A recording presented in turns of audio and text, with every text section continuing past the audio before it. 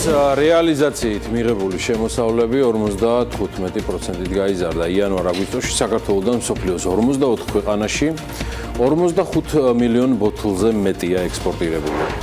ოპოზიცია ეროვნული ვალუტის შესუსტებაზე განმარტებებისათვის ფინანსთა მინისტრს პარლამენტში ითხოვს. მმართველ გუნდს დიმიტრი ქუმსიშვილისთვის სათქმელი მხოლოდ კომპლიმენტი აქვს.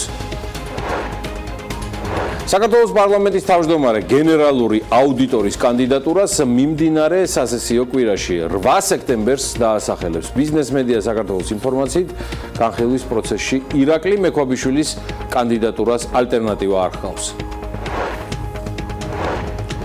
ევრობასკეტზე საქართველოს კალათბურთის ნაკრებთან 105-91 მარცხის შემდეგ სასტუმროში დაბრუნებულ ისრაელის ნაკრების წევრებს მათი ნომრები გაქურდული დახვდათ.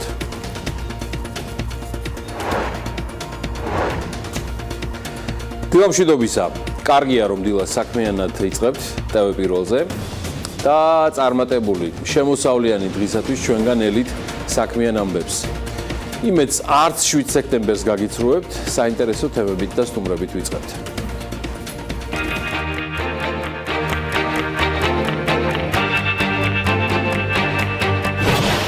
სექტემბრის დილად საქმიანად იწყება. დილიდან სტუდიაში ოთარ ანთია აწარმოა საქართველოს პროექტების მიმოხილვით. სტუმრობენ ნიკოლოზ გამყრელიძე და გია გვილავა. იაპონიიდან გვერდება მარიამ ადამია, კახეთიდან გიორგი სამანიშვილი, სტუდიაში ზაზა აბაშიძე იქნება და ქუთაისიდან გოგი წულაია. დილა უნდა იყოს საქმიანი და რა თქმა უნდა ტევ პირველზე.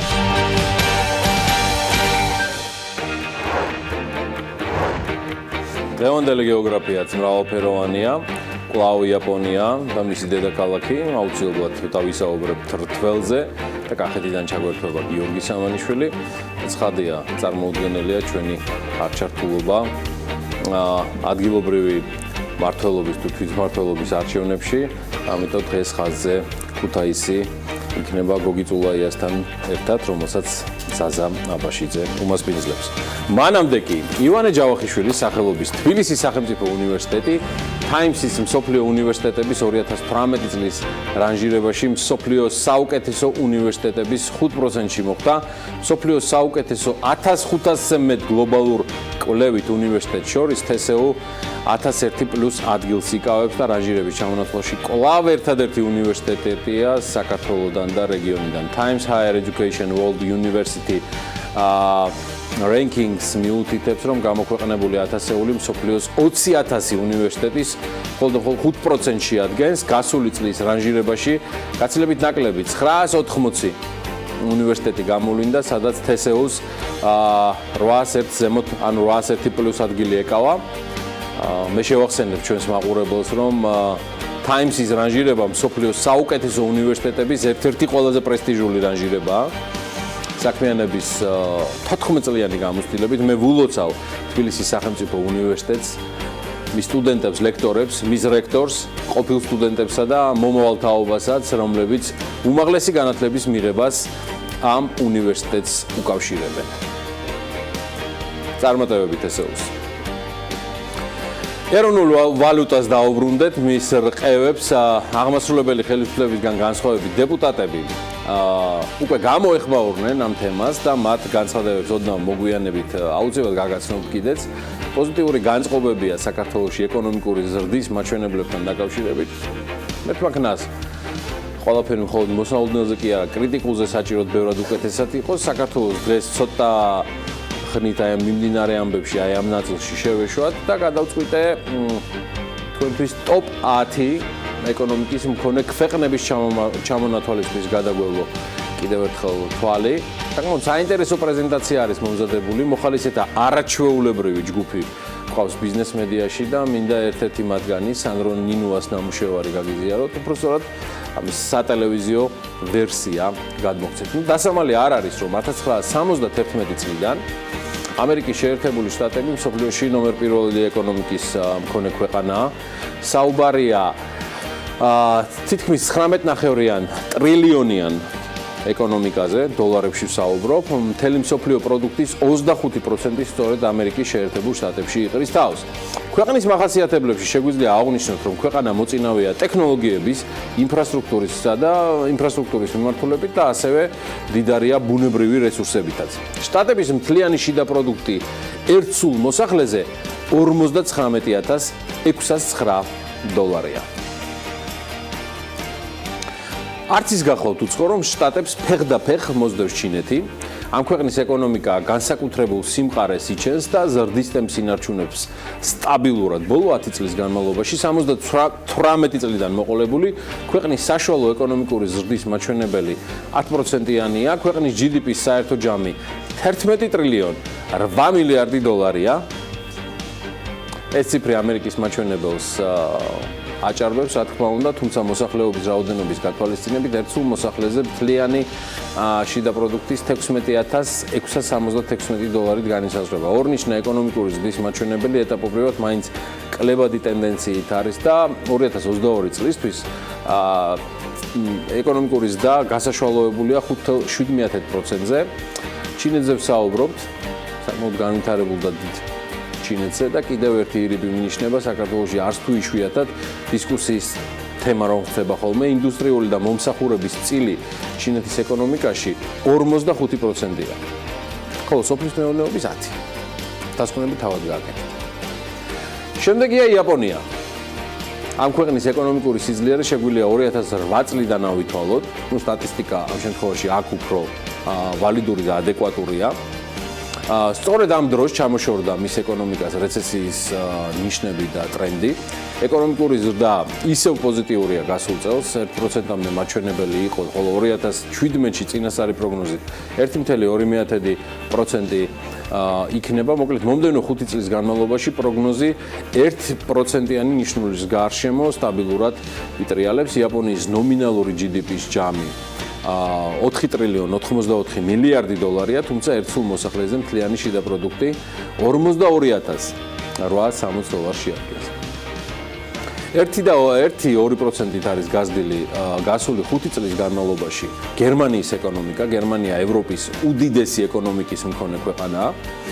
მასშტაბური საექსპორტო მიმართულებებია, მანქანები, საყოფაცხოვრებო ტექნიკა, ქიმიკატები. მთელი ქვეყნის GDP 3 ტრილიონ 420 მილიარდი დოლარია. ერთ სულ მოსახლეზე გადანაწილებით კი მთლიანი შიდა პროდუქტი თითქმის 50000 დოლარს შეადგენს, უფრო დაზუსტებით 59814 დოლარი გახლავთ.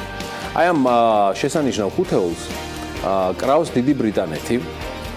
ქვეყანა, რომლის ეკონომიკას ექსპერტების შეფასებით ბრექსიტის გავლენით შეიძლება მთლიანი შიდა პროდუქტის 2.2%-დან თითქმის 10%-მდე, 9.5%-მდე დაკარგოს. დიდი ბრიტანეთის ეკონომიკის უდიდესი წილი, 75% სწორედ მომსახურების სფეროს უკავია. ბაზარზე არსებული საკვების 60% ბრიტანეთში ადგილობრივი წარმოების გახლავთ. ინდოეთი ყველაზე სწრაფი მზარდი ეკონომიკის მქონე ქვეყანაა. მთლიანი შიდა პროდუქტის ნომინალური მოცულობა 2 ტრილიონ 450 მილიარდი დოლარია. ერთ სულ მოსახლეზე მთლიანი შიდა პროდუქტი 7167 დოლარს შეადგენს. ქვეყნის მთლიანი შიდა პროდუქტი ინდოეთის შემთხვევაში საკმაოდ არის დამოკიდებული სოფლის მეურნეობაზე და მთლიანი შიდა პროდუქტის 17% შეადგენს. 57% ინდოეთშიც მომსახურების სფეროს უკავია და წინასწარი გათვლებით ინდოეთის ეკონომიკა 2022 წლისთვის რეიტინგში დიდი ალბათობით მეოთხე პოზიციაზე გადაინაცვლებს. 2022-შიც გაგიგეთებთ ამის აპდეიტს, ამის დარდი არ გქონდეთ. მსოფლიოში წამყვანი ეკონომიკების ჩამონათვალში შედის საფრანგეთი. ქვეყანა ყველაზე ხშირად მონახულებადია. საფრანგეთს აქვს ყველაზე დაბალი სიღარიბის მაჩვენებელი და ყველაზე მაღალი ცხოვრების დონე. 2017 წლის პირველ კვარტალში უმუშევრობა 9.6% იყო. საფრანგეთის მთლიანი შიდა პროდუქტი ერთ სულ მოსახლეზე 43625 დოლარია. მომსახურება, წარმოება და სოფლის მეურნეობა მთავარი ფაქტორები ბრაზილიის ეკონომიკაში, რომელიც მერვე პოზიციას იკავებს. ბრაზილია ერთ-ერთი პირველი ქვეყანაა BRIC ქვეყნებს შორის, რომელიც სწრაფად მზარდი ეკონომიკის შენარჩუნებას განაგრძობს. სავალუტო ფონდის ეკონომიკური ზრდის მაჩვენებელი 2017-ში 0.2%, ხოლო 2018-ში 1.7%-ია თუ არ ვწდები, ერთსულ მოსახლეზე ქვეყნის შიდა პროდუქტი 15,485 $. მიუხედავად სუსტი საბანკო სისტემისა და სახელმწიფო ვალის სიდიდისა, იტალია ერთ-ერთი უდიდესი ეკონომიკის მქონე ქვეყანაა. ქვეყნის საგარეო ვალი დაახლოებით მთლიანი შიდა პროდუქტის 133% შეადგენს. იტალიაში საკმაოდ მაღალია უმუშევრობის დონე, თუმცა ერთსულ მოსახლეზე მთლიან შიდა პროდუქტს სტაბილურად 27,690 $. ნიშნული უჭირავს. და ათეულს კრავს კანადა. ჯასტინ ტრუდოს კანადა, მან ეს პოზიცია რუსეთს 2015-ში ჩამოართვა, გაახარებთ ღმერთი. ქვეყანაში მზარდია ნავთობისა და ნავთობპროდუქტების წარმოება. კანადის ეკონომიკა ორიენტირებულია სერვისებზე და ერთსულ მოსახლეზე მთლიანი შიდა პროდუქტის წილი 47,761 $. გახლავთ. ამ ათეულში მოხვედრილი ქვეყნების ეკონომიკების ჯამი, ესე რომ დავაჯამოთ, მთელი მსოფლიო ეკონომიკის თითქმის 70%, უფრო ზუსტად რომ იცოდეთ, 68% შეადგენს. ხოლო 15-ს თუ დავაჯამებთ, გამოვა, რომ 172 ქვეყნის 76%-ს, ანუ მთელი ეკონომიკებისა იყავებს ზუსტად ეს 15 ქვეყანა. ათეულისა და 15-ეულის მაგალითებზე ბევრი საინტერესო სწავლა და кейსები მოიძებნება წარმატების მაგალითებთან ერთად. დღეს მინდა გაგიზიაროთ Forbes-ის მასალა. ქართული Forbes-ის მასალა, რომელიც ყველაზე წარუმატებელ ქვეყნებთან დაკავშირებით მოვამზადეთ და სანამ ბიზნესის სიახლეების დრო მოვამცირედით, ანა ლაპიაშვილი ჩემო მეხიდება, რომელსაც დარწმუნებული ვარ, არც ეს მასალა გამორჩებოდა. ანა, დილამშვიდობის. დილამშვიდობის, გიორგი. შევეცდები, რომ მაქსიმალურად ჩავერთო ამ მასალის პრეზენტაციაში, ნამდვილად ბევრი სწავლა შეიძლება განვითარებული ქვეყნებისაგან, მაგრამ შეიძლება კრიზისში მყოფი ქვეყნებისაგანაც ვისწავლოთ, მაგალითად რა არ უნდა ვაკეთოთ. სხვათა შორის ნაწილობრივი დამთხოვები უკვე წარმოდგენილი მასალიდანაც გვექნება, გააჩნია რა კონტექსტში შევხედავთ ამ ყველაფერს და როგორი იქნება ის დიაპაზონი, რომელსაც ამ ქვეყნების ეკონომიკებთან დაკავშირებით განვიხილავთ. დიახ, სტატიაში 10 ქვეყანაა განხილული, რომლებიც 2015-17 წლებში მათ მიერ ნაჩვენები ეკონომიკური ზრდის შედეგებით შეირჩა. ეს ის ქვეყნებია, რომელთა ეკონომიკა ბოლო 3 წელიწადში ყველაზე მეტად შემცირდა. ამ ქვეყნების ეკონომიკური კრიზისების ძირითადი მიზეზი ნავთობზე მსოფლიო ფასის მნიშვნელოვანი შემცირება ან შიდა პოლიტიკური არასტაბილურობა გახლავთ. ეს მასალა სხვათა შორის საერთაშორისო საავტო პროგნოზის მიხედვით არის მომზადებული და სანამ განმარტებებზე გადავალთ, გაჩვენებთ ცხრილს და გრაფიკას თუ როგორ გამოიყურება ეს ჩამონათვალი. შეგვიძლია ვნახოთ, რომ ბრაზილია ერთ-ერთი მოწინავე გახლავთ და მას მოყვება ბელარუსი, აზერბაიჯანი, სურინამი, ბრუნეი, ეკვადორი და ასე შემდეგ. ამ ყველა ქვეყანას ჩვენ შევეცდებით, რომ გარკვეული შინაარსით და ინფორმაციით წარმოგიდგინოთ და შესაბამისად გავიგოთ, რა გახდა ის პრობლემები, რომელმაც გამოიწვია ის, რომ ამ წლების განმავლობაში ბოლო პერიოდს გულისხმობ, მათი ეკონომიკები ასე ცუდად გამოიყურებიან. ანა, მე მაინც გონია, რომ ჩვენ უნდა მაინც ეტაპობრივად მივყვეთ. მოდი ბრაზილია, რომელზეც მცირედით უკვე ვისაუბრეთ. ხო, ანუ საუბარია ის ლიდერი არის 2,7 მილიონიან ქვეყანაზე, ხო თუ არ ვწდები? 1.8 ტრილიონი მთლიანი შიდა პროდუქტის პატრონია. ბრაზილიაში ეკონომიკური კრიზისი 2015 წლიდან დაიწყო. როდესაც ბრაზილიის ეკონომიკა თითქმის 4%-ით, 3.8%-ით შემცირდა. 2016 წელს ბრაზილიის ეკონომიკა შემცირებულია 3.6%-ით. 2017 წლისთვის სავალუტო ფონდი მხოლოდ 0.2%-იან ზრდას ვარაუდობს ბრაზილიაში. 2014 წელს ბრაზილიაში ერთსულ მოსახლეზე საშუალო წლიური შემოსავალი 6,100 ბრაზილიული რეალი იყო, რომელიც 2017 წლისთვის 5,530 რეალამდე, ანუ ეს საუბარია ცხადია მუდმივ ფასებზე შემცირდება. სხვათა შორის გიორგი ბრაზილიაში ეკონომიკურთან ერთად პოლიტიკური სიტუაციაც კრიზისულია, რაც კიდევ უფრო მეტად ართულებს შესაბამისად ეკონომიკის მდგომარეობას. პოლიტიკური კრიზისი ძირითადად კორუფციული სკანდალებით იყო განპირობებული მთელი ამ პერიოდის განმავლობაში და ხელისუფლების წევრების ნახევარზე მეტი კორუფციულ გარიგებებში იყო ეჭვმიტანილი. გამოძიება კი ამ დრომდე მიმდინარეობს, მათ შორის ყოფილ პრეზიდენტზე დილმა რუსეთზე, რომელიც თანამდებობიდან იმპიჩმენტის გზით გაათავისუფლეს. ჩვენ არაერთხელ ვქონდა ამ თემაზე საქმიანი დილაში საუბარი წინა სატელევიზიო სეზონებზე. ბრაზილია დღეს საშუალოზე მეტად კორუმპირებულ სახელმწიფოდ ითვლება და შედეგით შესაბამისი ჩანს უკვე რიცხვებში. ხო, ეკონომიკურად ბრაზილია ძალიან დააზარალა საექსპორტო პროდუქციაზე ფასების კლებამ და მთავრობის ხარჯების დეფიციტისა და ვალის ზრდამ 2013 წელს ქვეყნის ბიუჯეტის დეფიციტი მთლიანი შიდა პროდუქტის 3% იყო, რომელიც თანდათანობით 2017 წლისთვის 9%-მდე გაიზარდა, შედეგად სახელმწიფო ვალი 60%-დან 91%-მდე გაიზარდა, აქვე ამაღლდა ცხადია პარალელურად ინფლაციის მაჩვენებელიც და ამ 3 წელიწადში 2014-დან 17-ის მდგომარეობით ინფლაციის საშუალო მაჩვენებელი არც მეტი არც ნაკლები 7%-ია. 9.5 მილიონიანი ბელორუსი იყო ჩვენს გრაფიკზე, შემდეგი წარმოდგენილი 45 მილიარდის ეკონომიკით და 2015-2016 წლებში შესაბამისად შემცირება მას ჰქონდა დაახლოებით 3.8%-ით. 2017 წელს კი 0.8%-იანი კლება აქვს მის ეკონომიკას.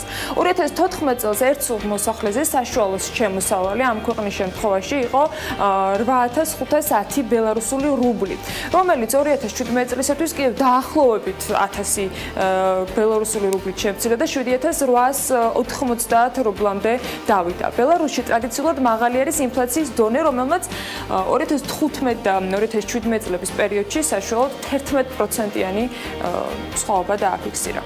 ბელორუსის ეკონომიკური კრიზისი ძირითადად რუსეთის პრიზმა განაპირობა. ასევე აქვეა ნავთობის ფასების კლებისა და დასავლეთის ქვეყნებიდან დაწესებული სანქციების შედეგები. 2015-16 წლებში ამის გამო რუსეთის ეკონომიკა 3%-ით არის შემცირებული და ბელორუსი ასევე ევრაზიული კავშირის წევრია და მჭიდროდ არის დაკავშირებული აღნიშნული კავშირის დომინანტი ქვეყნების რუსეთის ეკონომიკასთან. 2013-ში ბელორუსის ექსპორტი რუსეთში 17 მილიარდ დოლარამდე იყო, რომელიც 2016 წელს 11 მილიარდ დოლარამდე, ანუ მთელი 35%-ით შემცირდა. სხვა ქვეყნების ჩათვლით ექსპორტი 9 მილიარდი დოლარით არის შემცირებული, აქ კლება თითქმის 40%-იანია.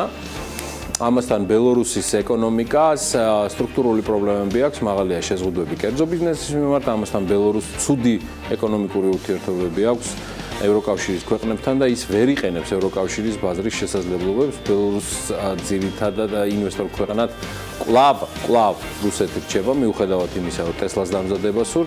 2014 წელს ბელორუსის სახელმწიფო ბიუჯეტის ხარჯები GDP-სთან მიმართებაში 39% იყო, რაც 2017 წლისთვის 46%-მდე გაიზარდა. აღნიშნულ პერიოდში ბიუჯეტის დეფიციტი 2-დან 8%-მდე გახდა, ხოლო სახელმწიფო ვალი მთლიანი შიდა პროდუქტის 39%-დან თითქმის 60%-მდე 58%-მდე გაიზარდა.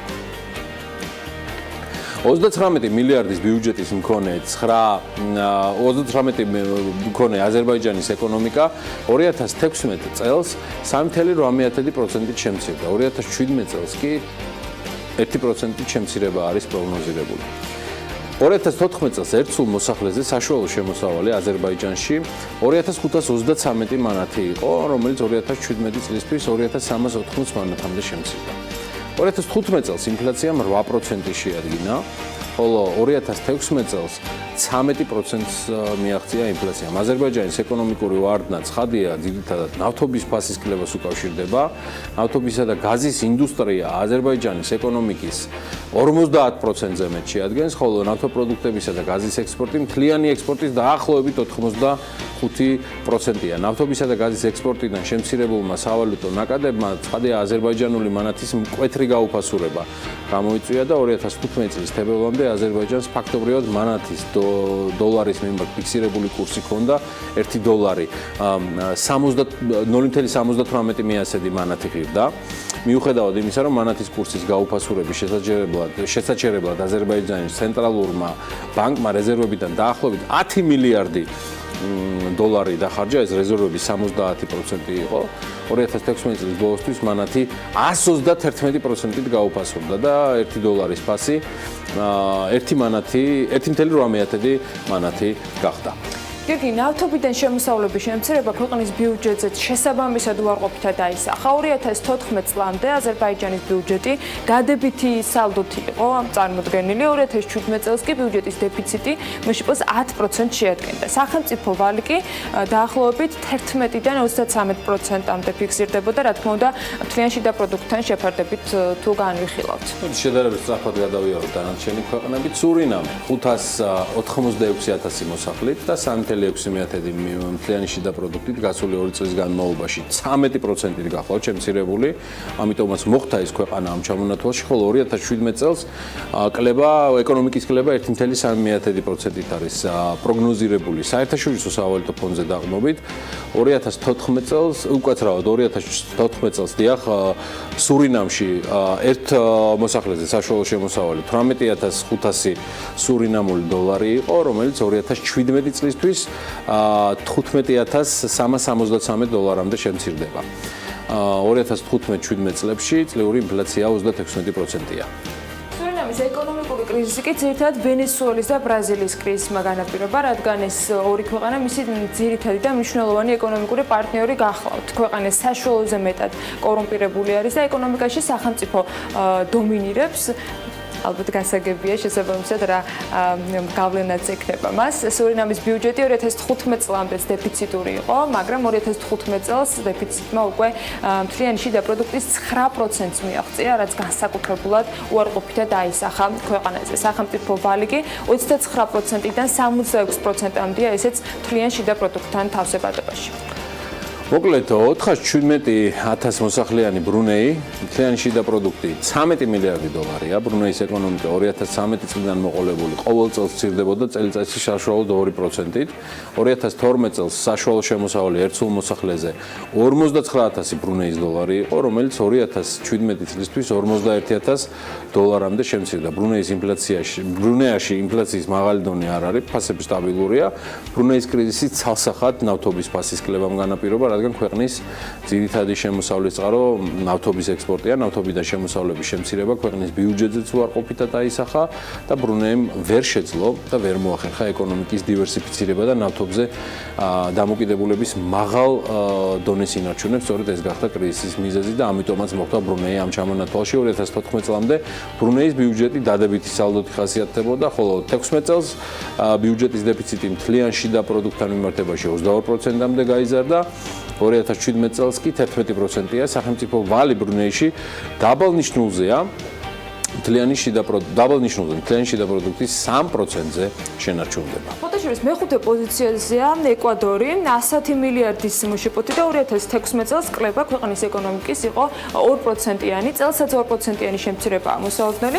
აი 2012 წელს კი ერთ მოსახლეზე საშუალო შემოსავალი ეკვადორში იყო 4,383 დოლარი, მაშინ როდესაც 2017 წლისათვის 4,036 დოლარამდე იყო შემცირება. შემდეგი ამ ყველაფერში და ამ ცხრილში პუერტო-რიკოა, სადაც ეკონომიკა 2013 წლიდან დაწყებული არის ყოველწლიურად შემცირებული და დაახლოებით 1% იყო საშუალოდ კლება და შეგვიძლია ვთქვათ, რომ პარალელურად მოსახლეობის რიცხოვნობაც მცირდებოდა, ანუ პროცენტულად კიდევ უფრო მაღალი იქნებოდა შემცირების ეს წილი, მოსახლეობის კლება რომ არ ყოფილიყო და პირიქით ზრდა რომ დაფიქსირებულიყო. განსაკუთრებული აქცენტი ამ ქვეყანაში კეთდება ჯანდაცვის და სოციალურ პროგრამებთან დაკავშირებულ ხარჯებზე. გადასახადები საკმაოდ დაბალი არის, თუმცა ძალიან მაღალი არის ხარჯები იმ მიმართულებით, რომელიც დავასახელე და შესაბამისად ბიუჯეტის შესავსებად ქვეყანას მუდმივად უწევს ვალის აღება. ეკვატორული გვინეის ეკონომიკა ბოლო 5 წელიწადში 27%-ით არის შემცირებული.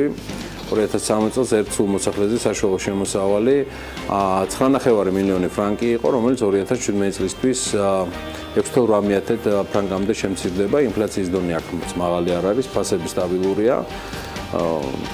1996 წელს ეკვატორიულ გვინეაში დიდი ნავთობის საბადო აღმოაჩინეს და 2004 წლისთვის ის აფრიკის უმსხვილესი ნავთობ ექსპორტიორი ქვეყანა გახდა და გარდა ამისა ყავის და კაკაოს უმსხვილი ექსპორტიორია, შესაბამისად ბოლო წლებში მის საექსპორტო ნედლეულზე ფასების კლების გამო ქვეყნის საექსპორტო შემოსავალი განახევრებულია და 2013 წელს ეკვატორიული გვინეის სახელმწიფო ბიუჯეტის დეფიციტი GDP-ის 6% იყო ნავთობიდან შემოსავლების კლების გამო, ბიუჯეტის დეფიციტი 19%-მდე გაიზარდა, 2017-ში კი იგი 11%-მდე არის დაგეგმილი. ბიუჯეტის ზრდის პარალელურად გაიზარდა სახელმწიფო ვალი, თუმცა 2013 წლის მდგომარეობით ქვეყანას მცირე სახელმწიფო ვალი ჰქონდა GDP-ის 6%, 2017 წლის მდგომარეობით კი ვალმა GDP-ის 25%-ს მიაღწია. სხვათა შორის ამავე ცხრილში, როგორც თქვენ ხედავთ, ვენესუელა ხვდება, სადაც ეკონომიკური მდგომარეობა საკმაოდ მძიმეა მიმდინარე პერიოდის განმავლობაში. საკმაოდ მდიდარი ქვეყნის მოსახლეობა შიმშილის პირას არის და კრიზისი ჯერ კიდევ 2014 წლიდან დაიწყო, ისე რომ შეუქცევადი ხასიათი მიიღო სრულად. 2015 წელს შემცირება ეკონომიკის იყო 6.2%, 2016 წელს კი 18%. ინფლაცია რაღაც კოლოსალურ რიცხვებამდე ადის და ქვეყანას აღარ შველის აღარც ნავთობის მარაგი, რომელიც მას გააჩნია. შესაბამისად, ვენესუელას არც ისე კარგ მომავალს უწინასწარმეტყველებენ. უკვე ჩავესის დროს კიდევ სოციალური ბენეფიტები მნიშვნელოვნად იყო გაზრდილი, რამაც კიდევ უფრო მეტად შეუწყო ხელი იმას, რომ ქვეყანა ეკონომიკურ ნაწილში დაზარალებული იყო, როდესაც ნავთობის ფასი განახევრდა, სახელმწიფოს აღარ იყო უბრალოდ ფული, რომ ვალდებულებები შეესრულებინა და ბიუჯეტის დეფიციტი მუშიპოს 15%-მდე გაიზარდა. ბიუჯეტის შესასრულებლად ხელისუფლებას მოუწია, რომ ჭარბი ფულის ბეჭვდა დაეწყო და როგორც გითხარით, ამან ინფლაცია კიდევ განსაკუთრებით გაზარდა. მოკლედ ამ გაჭირვებული ქვეყანების შემდეგ ცოტა პოზიტივიც უნდა შემოვიტანოთ, შევეცადოთ მაინც და მსოფლიო ეკონომიკური ფორუმის მომზადებული მასალა უნდა შემოგთავაზოთ. ბედნიერი ქვეყნების ჩამონათვალში ნორვეგია ლიდერია. ეხლა ვიდეო წავიდა. მას მოყვება დანია, სადაც დასვენება და მუშაობა ცხოვრების რიტმშია ერთიანად შერწყმული, მესამეზეა ისლანდია, სადაც სოციალური კეთილდღეობის და გენდერული თანასწორობის ხელშეწყობაა მაღალ დონეზე, შემდეგ შვეიცარია, ბუნებრივი რესურსების სიმდიდრით. ფინეთის განათლების სისტემა მთელი მსოფლიოსთვის შესაშურია. ეს ფინეთი ჩემო ბატონო, ნიდერლანდები, როგორც სამსახურისა და დასვენების შესაძლებლობის იდეალური ბალანსის მქონე ქვეყანა, სიაში კანადაა, ყველაზე დაცული და ბიზნესისთვის კარგი გარემო, ახალი ზელანდია, პირადი უსაფრთხოებისა და განვითარების შესაძლებლობის კრიტერიუმი წარმოდგა, ავსტრალია ცხოვრების დონით და ათეულს კრავს და ასრულებს შვედეთი.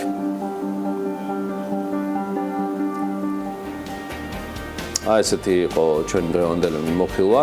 არ ვიცი, რამდენად დინამიკაში გამოვიდა ეს ყველაფერი, მაგრამ ჩვენ ვეცდებით პერიოდულად გამომდინარე იქიდან, რომ ამ გლობალური საზოგადოების, გლობალური მსოფლიოს ნაწილი ვართ, მათ შორის ჩვენი ეკონომიკით, ყოველთვის გვეკავს პულსზე ხელი ყველაზე წარმატებული მზარდი ქვეყნებისა, რომლის რეიტინგი შემოგთავაზებთ დასაწყისში და ასევე ქვეყნებისა და ქვეყნების ეკონომიკისა, რომელიც ყველაზე კლებადი ტენდენციით ხასიათდება. ასე რომ პერიოდულად ესეთი თემებისთვისაც იყავით მზად, მადლობთ რომ ხართ ჩვენთან ერთად და გვიყურებთ თავდაპირველზე და თქვენი დილა საქმიანი. და თუ თვალი ვერ მიატანეთ ამ ყოველთვის ისე რომ დამატებით კითხვები გაგიჩნდათ, რა თქმა უნდა 4G-ზე შეგიძლიათ რომ ამ სტატიის კიდევ უფრო ვრცელ ვარიანტს გაეცნოთ და დეტალურად ნახოთ ყველა იმ ქვეყნის შესახებ დამატებით ინფორმაცია, რომლის ეკონომიკა ბოლო წლების განმავლობაში განსაკუთრებით ცუდად გამოიყურებოდა. რა გახდა ამის მიზეზი, დასკვნები თავადაც შეგიძლიათ გამოიტანოთ სტატიის რამდენჯერმე გადაკითხვაც რომ დაგჭირდეთ. და ის რაც 4G-ზე არ არის და უკვე ჩვენი ბიზნეს მედია საქართველოს ვებგვერდზე ხდება, ეს ბიზნეს სიახლეების ნაწილია და არა მხოლოდ BMG-ს დახმარებით, ბიზნეს სიახლეების დრო დგება საქმიან დილაში.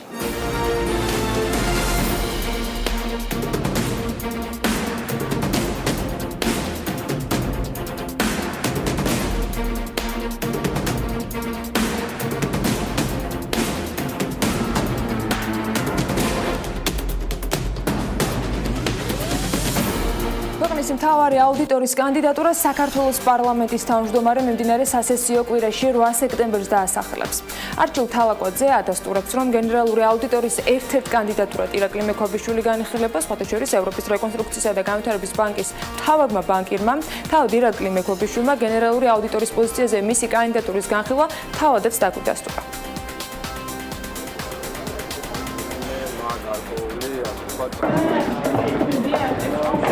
აუდიტის სამსახურის ხელმძღვანელის წარდგენა არის პარლამენტის თავმჯდომარის პრეროგატივა. კონსულტაციები უკვე დასასრულს უახლოვდება კანდიდატებთან დაკავშირებით. დიახ, გიდასტურებ, რომ ერთ-ერთი კანდიდატურა, ვინც განიხილება არის ბატონი ირაკლი მექვაბიშვილი და უახლოეს პერიოდში უკვე ჩვენ დავასახელებთ კანდიდატს, რომელიც კონსულტაციების შედეგად იქნება შერჩეული. მე ზეგ პარასკევ დღეს დავასახელებ გენერალური აუდიტორის კანდიდატურას. ჩვენ გვექნება შესაძლებლობა, რომ სადღაც 20 სექტემბრისთვის დავამტკიცოთ გენერალური აუდიტორი. ქართულმა ოცნებამ ამ წლის აგვისტოში შემოწირულობის სახით 4,555,999 ლარი მიიღო. სახელმწიფო აუდიტის სამსახურის მონაცემებითვე ქართული ოცნების შემდეგ ყველაზე მეტი შემოწირულობა კი ევროპულ საქართველოს ერიცხება, რომელსაც 287,429 ლარი შესწირეს. 9,769 ლარი შეადგინა ნალეკოელისაშვილის ფონდის შემოწირულობამ, სულ პარტიების შემოწირულობებმა გასულ თვეში ჯამში 4,879,215 ლარი დააფიქსირა. ამასთან ამ წლის აგვისტოში ქართულ ოცნებას 32 მოქალაქემ 60,000 ლარი შესწირეს. ისიც უნდა აღვნიშნოთ, რომ 60,000 ლარი ერთი მოქალაქისგან შემოწირულობის სახით სხვა არც ერთ პარტიას მიღებული ამ პერიოდში არ აქვს. პარლამენტში შრომის ანაზღაურების შესახებ კანონპროექტის ინიცირება იგეგმება, რომელიც საჯარო სექტორში ხელფასებთან და სახელფასო დანამატებთან დაკავშირებულ საკითხებს დაარეგულირებს. აღნიშნული პროექტის შესახებ პარლამენტის პლენარულ სხდომაზე საპროცედურო საკითხთა და წესების კომიტეტის თავმჯდომარემ გიორგი კახიანმა გაწეული მუშაობის ანგარიშის წარდგენისას ისაუბრა. უმნიშვნელოვანესი ესეთი კანონპროექტი, რომელიც ფაქტიურად უკვე მომზადებული არის და მოხდება მისი ინიცირება, ეს არის შრომის ანაზღაურების შესახებ კანონი, უმნიშვნელოვანესი კანონი, რომელიც ადრე როგორც ესეთი ქართულ სამართლებრივ სისტემაში მსგავსი კანონი არ ყოფილა და კანონმა, რომელიც მთელი რიგი ძალიან მნიშვნელოვანი საკითხები უნდა დაარეგულიროს, საკითხები, რომლებიც ეხება ხელფასებს, ასე ვთქვათ, დანამატებს და ასე შემდგომ. შემდეგ სხვათა შორის ის იყო გამოხმაურებებს ვეცნობოდი, რომ იქ კიდევ ერთი ამბავი ვნახე, რომელსაც ასევე არაერთგვაროვანი შეფასებები მოყვა და გაიხსენეს წარსული ბევრნაირადაც. ირაკლი კობახიძემ გუშინ განაცხადა, რომ მართველი გუნდი ქუთაისის პარლამენტის სასახლის რეაბილიტაციას აპირებს. პარლამენტის თავმჯდომარე ამბობს, რომ რეაბილიტაციას საჭიროებს როგორც შენობის სახურავი, შუშის კონსტრუქცია, ასევე პარლამენტის სასახლის მიმდებარე ტერიტორია. კობახიძემ ისიც თქვა, რომ მოსაწესრიგებელია შენობა და მიმდებარე ტერიტორია. გაირკვა, რომ სარემონტო სამუშაოები ამ განცხადებამდეც დაწყებულია. ხელფასებზე გამახსენდა, გუშინ ვკითხულობდი რაღაც მასალებს და მაგაზეც გადავალ ბლუმბერგის მასალებზე და ტრამპის გარშემო, მაგრამ ერთი მაინტერესებს, რომ რამდენი წელიწადი დასჭირდა მართლ პარტიას საიმისოდ, რომ ჯერ უცხოელი კონსულტანტები ჩამოყავდათ, შემდეგ სხვადასხვა კომისიები იქმნებოდა კანცელარიაში თუ მთავრობის დონეზე, ჯერ კიდე პრემიერ-მინისტრის ღარიბაშვილის დროს იყო.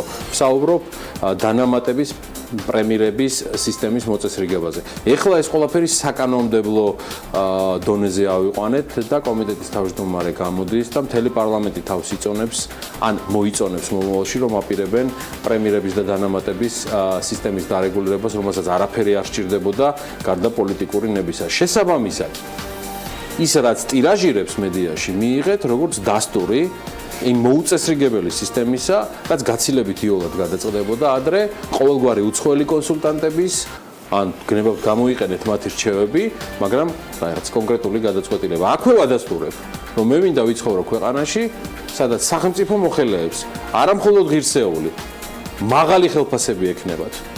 თუმცა თქვენგან განსხვავებით, მე მაქვს იმის პრივილეგია, რომ ამაზე ხმამაღლა ვისაუბრო და იმაზე მეტი არგუმენტიც ვიდრე წარმოგიდგენიათ, რატომ უნდა გქონდეს სახელმწიფო მოხელეს მაღალი ხელფასები და რატო არ არის ეს დასაძრახი. თუმცა პრემიერების, დანამატების და სხვა 1000 გვარი მოგონილი ბონუსების სისტემის მოუწესრიგებლობა სახელფასო უზრუნველყოფის ფონზე ეს მთლიანად თქვენი მინუსია, რომლის მოწესრიგება მთელი ამ წლების განმავლობაში შეგეძლო. კარგი, ამბავი, რომელიც ანა ბლუმბერგზე ვნახე, უკავშირდება კიტ შილერს, და რითია იცი ეს ადამიანი? ესეც ხელფასებს უკავშირდება. ხო, ესეც ხელფასებს უკავშირდება, საოცარი ისტორიაა, მაგრამ კით შილერის თემა არის, დიახ, ერთი თემა არის ხელფასი, მაგრამ შილერი წარმოადგენდა დონალდ ტრამპის უახლოეს გარემოცვას და მისი პირადი მცველი იყო უკანასკნელი 20 წლის განმავლობაში. ის მიდის თეთრი სახლიდან, ტოვებს ადმინისტრაციას და ოფიციალური ინფორმაციით, რომელიც ჩვენმა პარტნიორმა სააგენტოებმა უცხოეთში დაადასტურებს, ის დაცვის კერძო ბიზნესს უბრუნდება. შილერი ბოლო 20 წლის განმავლობაში ტრამპთან მუშაობდა. მისი გაპრეზიდენტების შემდეგ კი ოვალური ოფისის ოპერაციების ხელმძღვანელის პოსტის ჩაიბარა. თეთრი სახლის ინსაიდერებმა Bloomberg-ს განუცხადეს, რომ შილერი გადატვირთული გრაფიკისა და დაბალი ხელფასის გამო საუბარია $165,000 ანაზღაურებაზე. ეს საუბარია წლიური ანაზღაურება 165,000 ტოვებს პოსტს, რადგან კერძო ბიზნესში გადასვლით მას გაცილებით მეტი ხელფასი ექნება.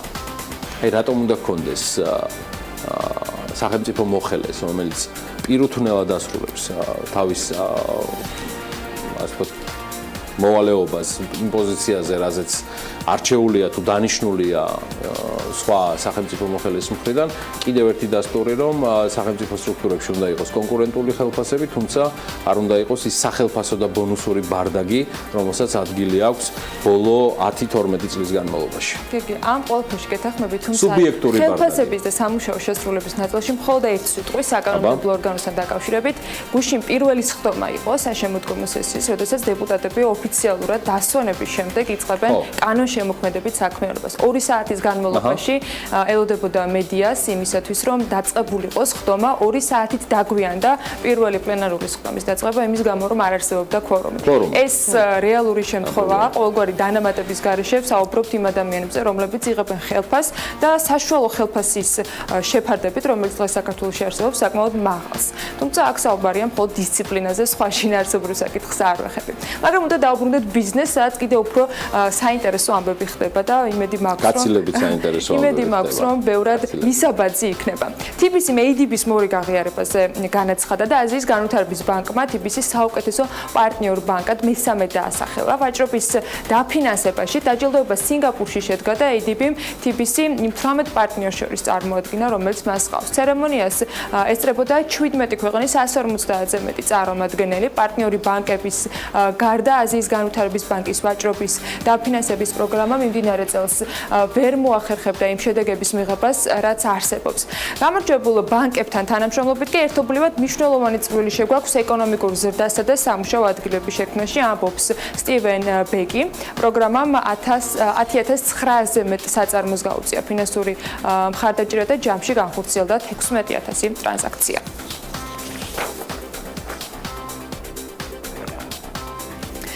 საქართველოს ეკონომიკის და მდგრადი განვითარების სამინისტროს აწარმოეს საქართველოში ფარგლებში ინდუსტრიული მიმართულების 191 პროექტია მხარდაჭერილი, რომელთა რიცხვს კიდევ ერთი კომპანია ბენ შეემატა. ტანსაცმლის ინდუსტრიაში მოღვაწე კომპანია პროექტის ფარგლებში გაფართოებასაც გეგმავს და საწარმო ახალი დანადგარებით აღიჭურება, სადაც უკვე სინთეთიკური ბოჭკოს შიგთავსის მქონე საბნები და ბალიშები შეიკერება. კომპანიაში ამჟამად 50-მდე ადამიანი მუშაობს, ახალი საწარმო ამოქმედების შემდეგ კი დასაქმებულთა რაოდენობა 15 ადამიანით გაიზრდება. ევროკავშირის ბაზარზე ქართული მატყლის ექსპორტი იზრდება. ქართული მატყლის კომპანიის ხელმძღვანელმა ზაურ კულიევმა საქმიან დილასთან განაცხადა, რომ მიმდინარე თვიდან ბრიტანეთში ერთის ნაცვლად თვიურად უკვე 2 კონტეინერი მატყლი გადაიზიდება. პარალელურად აქტიურად მიდის მოლაპარაკებები ბელგიის და იტალიის მიმართულებით ბაზრების ათვისებაზეც. კიდევ ერთი ახალი საექსპორტო ბაზარი ქართული მატყლისთვის ინდოეთი ხდება, მხოლოდ ინდოეთში სულ რამდენიმე დღის წინ 21 ტონა მატყლი გავიდა. მილიონი ხის ფარგლებში დედაქალაქში უკვე 700,000-მდე ძირიხია დარგული, რომელთაგანაც დაახლოებით 80%-მა გაიხარა.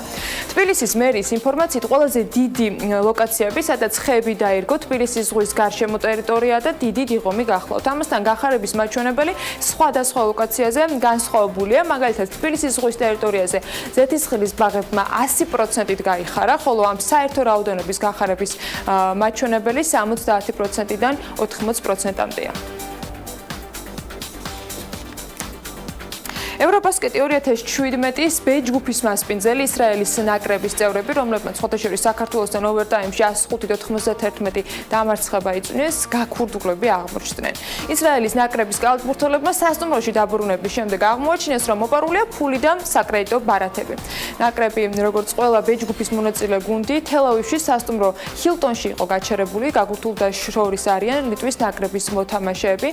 მათ ნაწილს მაგალითად დონატას მოტეიუანას 6,000 евро მოპარეს, ასევე ისრაელის ნაკრების წევრებს დაკარგული აქვს დაახლოებით 1000 შეკელი 250 евро მასპინძელთა მცველმა დაკარგა 200 შეკელი საკრედიტო ბარათი და 200 евро ასევე ძვირფასის საათი და ასე შემდეგ. ამ დროისთვის გამოძიება მიმდინარეობს და მიმდინარეობს გამოკითხვა სასტუმროს მომსახურე პერსონალის, თუმცა ჯერჯერობით ინფორმაცია როგორ მოხდა ქურდობა ამასთან დაკავშირებით მედიაში არ არსებობს.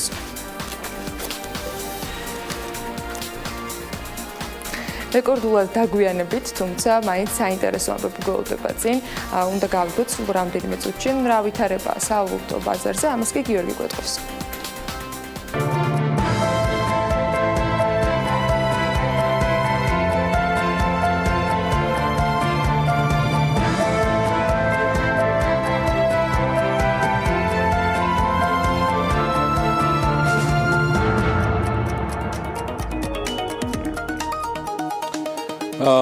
დოლარის ოფიციალური ღირებულება 2 ლარი და 58 თეთრი გახდა. გუშინდელმა ბანკთაშორისმა ვაჭრობამ ლარი დოლართან თეთრის მიასედით გაამყარა. ჩვენ პრინციპში საუბრობდით კიდეც ამაზე.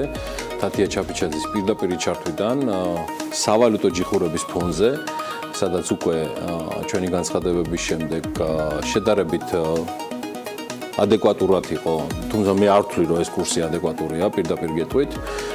ეს კურსი არანაირ ლოგიკას არ ექვემდებარება და მეტწილად სრულად ემოციურია და აბსოლუტურად სხვა ფაქტორებზე არის დამოკიდებული და ეს ფაქტორები არის სუბიექტური და ამ სუბიექტურ ფაქტორებზე და სხვადასხვა საფინანსო ინსტიტუტების ჩართულობაზე აუცილებლად ვისაუბრებთ.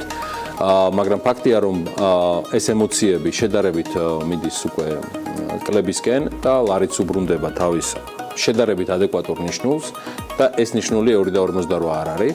რაც შეეხება ევროს, მისი კურსი 2 ლარი და 96 თეთრია.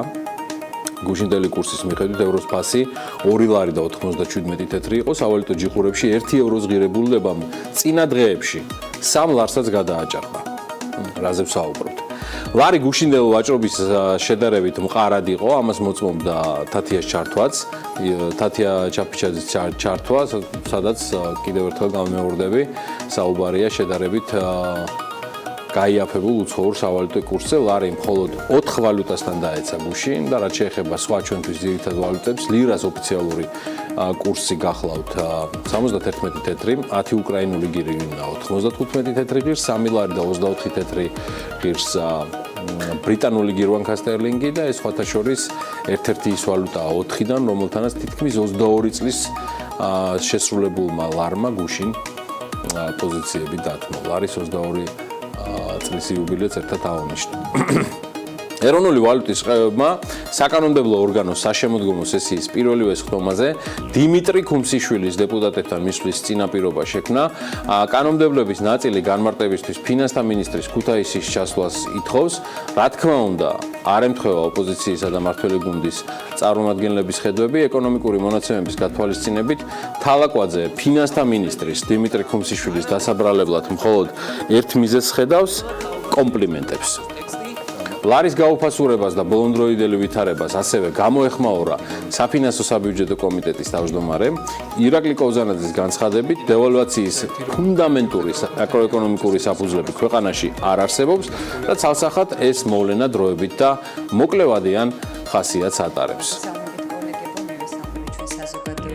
მოვლენასაც აკადგილეს მხოლოდ და მხოლოდ შეიძლება აიხსნას მოლოდინიეთ ფსიქოლოგიური ფაქტორით მოგესწრებათ თქვენ რომ არსებობდა საერთო ზოგადი მოლოდინი იმისა რომ ზაფხულში ლარი გამყარდებოდა რასაც ადგილი ჰქონდა ხოლო სექტემბერში გაუფასურდებოდა და აგვისტოს ბოლოს სავალუტო ბაზრის მონაწილეებმა ზუსტად ამ დაბალი კურსის პირობებში განახორციელეს შესყიდვები დამატებითი შესყიდვები რამაც გავლენა მოახდინა ზედმეტი გავლენა მოახდინა ლარის კურს.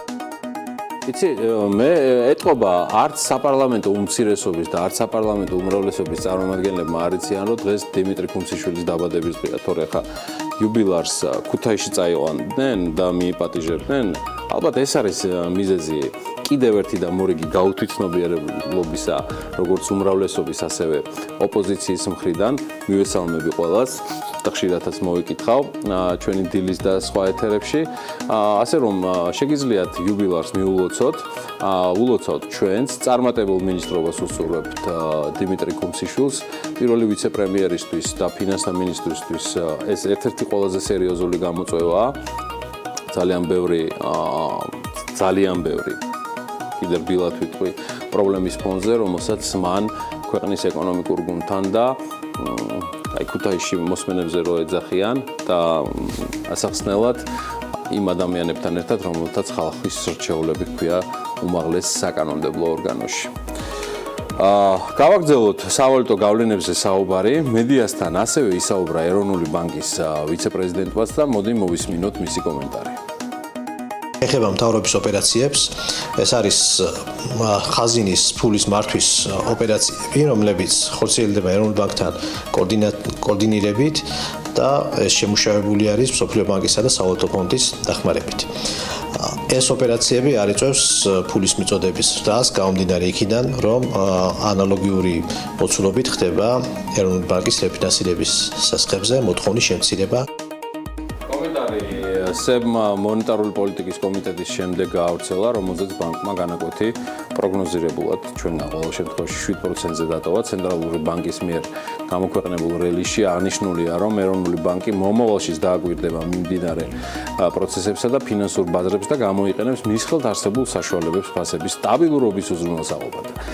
რელიზში ასევე ხაზგასმულია, რომ ლარიზაციის ზრდის ტენდენცია ფინანსურ სექტორში სების შეფასებით მიმდინარე წლის განმავლობაში სესხების ზრდა ძირითადად ლარის სესხებით არის განპირობებული. გვეყოფა ლარზე, გადავაჭარბეთ ყველანაირ დროს, განსაკუთრებით ეს ალბათ ქვეყნების მიმოხილვის ამბის გამო მოხდა, მაგრამ იმედია საინტერესო იყო. მოდი ხა ამინდის პროგნოზს დაველოდოთ და ანა ოპიაშვილს.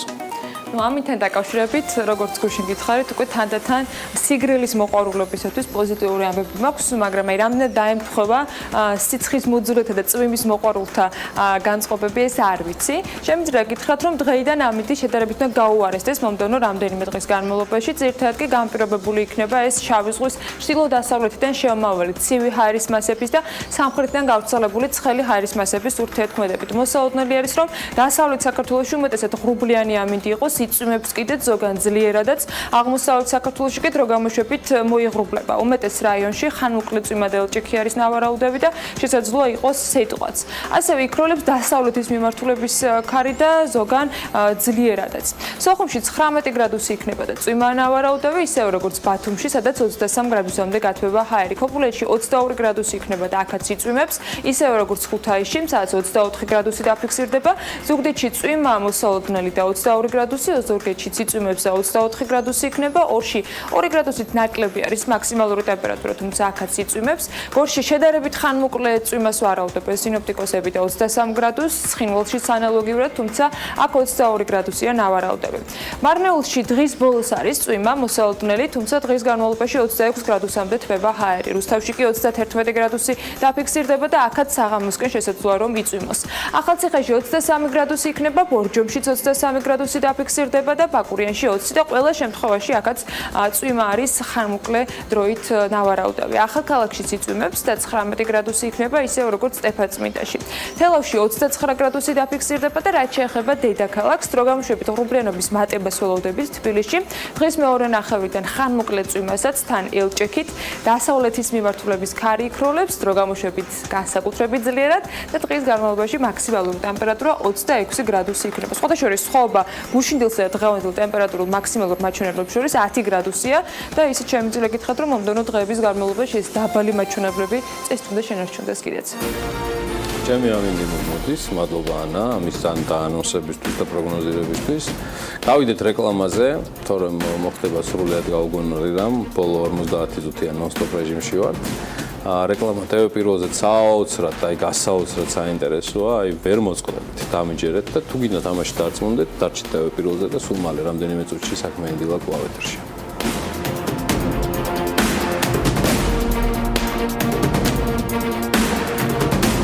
ქართული კომპანიები გერმანიაში გამართულ სავაჭრო მისიებში მონაწილეობენ. სავაჭრო მისიის ფარგლებში ქართული კომპანიების წარმომადგენლები შეხვდნენ გერმანულ ადგილობრივ კომპანიებს, რა დროსაც მათ ჰქონდათ საშუალება ადგილობრივ კომპანიებთან და არსებულ ბიზნეს წრეებთან საკუთარი პროდუქციის პრეზენტაცია და შესაბამისად მოეძიებიან კონტაქტები პარტნიორებისათვის. ამ შეხვედრების შედეგებს მომავალ კვირაში დელეგაციის თბილისში დაბრუნების შემდეგ აუცილებლად შევამჯამებთ, თუმცა იქამდე აწარმოეს საქართველოს იმ პროექტების ანგარიშთან დაკავშირებით, რომელიც მიმდინარეობაშია, ოთარანთია, ჩვენი ძველი სახე, თანაწამყვანი და მეგობარი მოგვაწვდის ინფორმაციას, გუშინ საღამოს ხოთშორის დასრულდა მიკრო და მცირე ბიზნესების თანადაფინანსების კომპონენტით მოსარგებლეთა მსურველების რეგისტრაცია. ეს არ იქნება ერთადერთი თემა, რომელსაც შემდეგი რამდენიმე წუთის განმავლობაში ოთარანთიასთან აწარმოეს საქართველოში მეწარმეობის ხელშეწყობის დეპარტამენტის უფროსი არის ჩვენთან ერთად, მე მას მივესალმებ დილამშვიდობის. მოგანატრეთ თავი, ესეა ყველაფერი ხელი ხელს ბანს. ბატონო თარ, გუშინდელ დღესთან დაკავშირებით რეგისტრაციის დასრულებისთანავე ამის მონაგარზე ვისაუბროთ ჯერ და შემდეგ უკვე მთელი პროექტის მიმდინარეობა შევხვდებით. ამ შემთხვევაში ეს არ იყო, ეს იყო ბიზნეს გეგმების რეგისტრაცია, ბიზნეს გეგმების.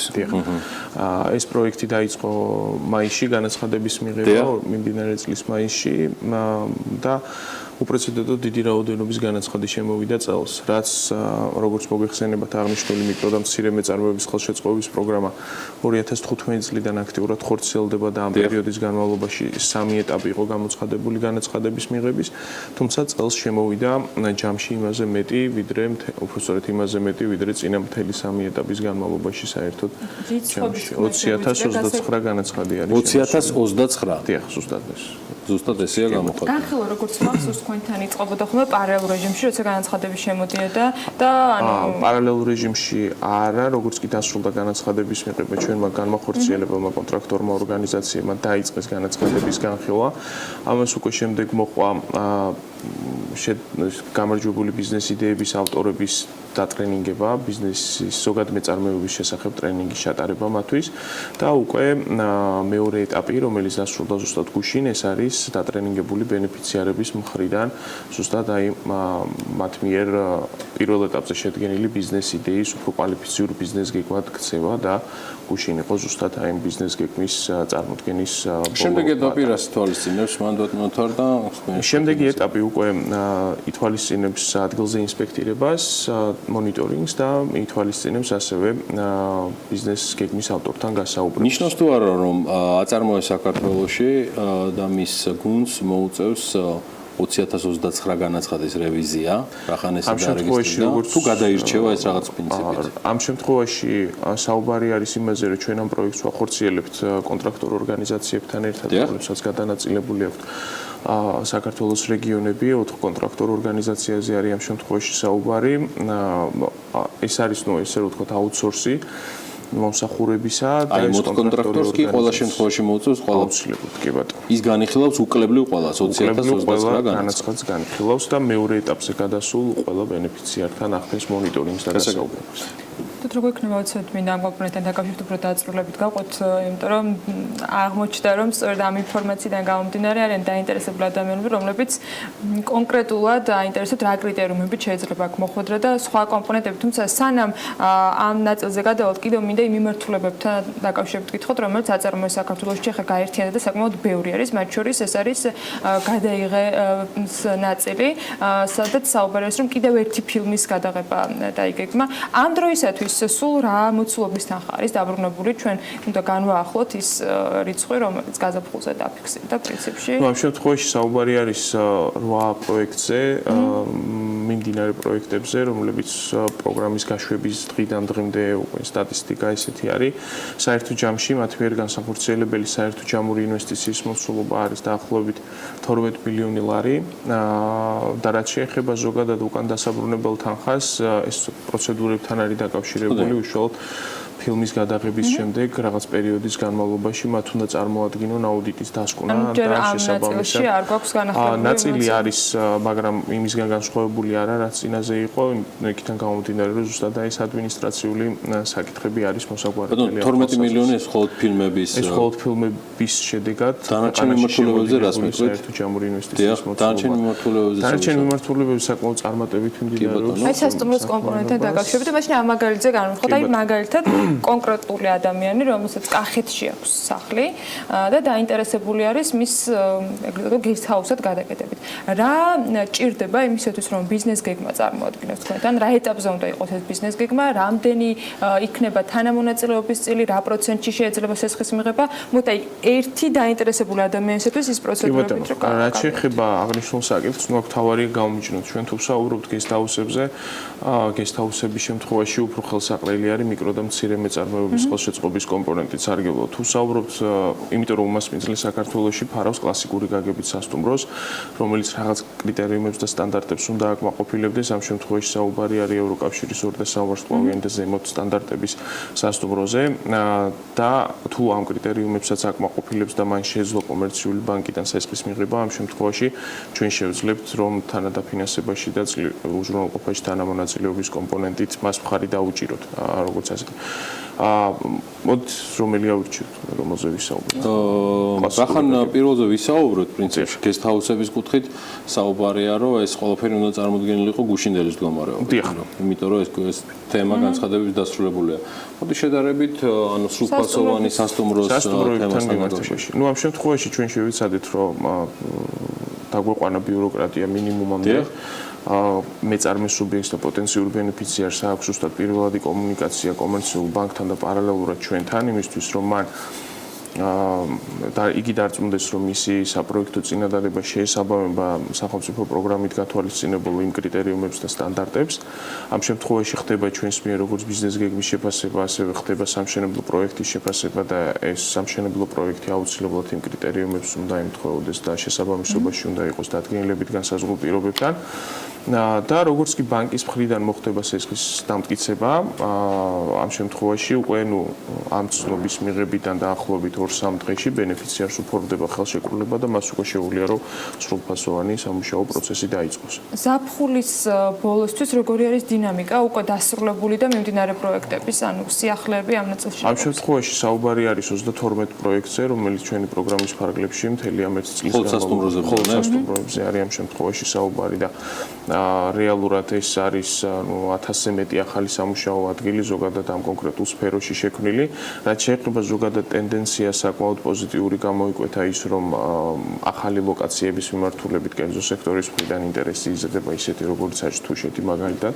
თუ წინა სტატისტიკას ჩვენ გადავხედავთ, ძირითადი დატვირთვა მაინც მოდიოდა კახეთზე, სამცხე-ჯავახეთზე და ამ შემთხვევაში და მცხეთა-მთიანეთზე ბაკურიანი გუდაური იგულისხმება ამ შემთხვევაში, ყველა რეგიონში იყო როგორც ასეთი გადანაწილებული ჩვენი პროექტები, თუმცა კერძო სექტორთან უშუალო კომუნიკაცია, რადგან ჩვენ ეს ყოველდღიური გვაქვს, იკვეთება, რომ ახალი მიმართულებებიც მათთვის ძალიან საინტერესო ხდება. თქვენთვის პრიორიტეტულს ხდის რაიმე კრიტერიუმით ახალი მიმართულებებზე სასტუმროების მშენებლობის ნაწილში? ამ შემთხვევაში ჩვენ არჩევანის თავისუფლება მივეცით, მოდი ესე ვთქვა, ჩვენ ბენეფიციარებს, პოტენციურ ბენეფიციარებს შესაბამისად შეზღუდვა გეოგრაფიულ არეალთან მიმართებაში არის მხოლოდ ერთი, ის რომ ეს პროექტი ხორციელდება ყველგან გარდა თბილისისა და ბათუმისა.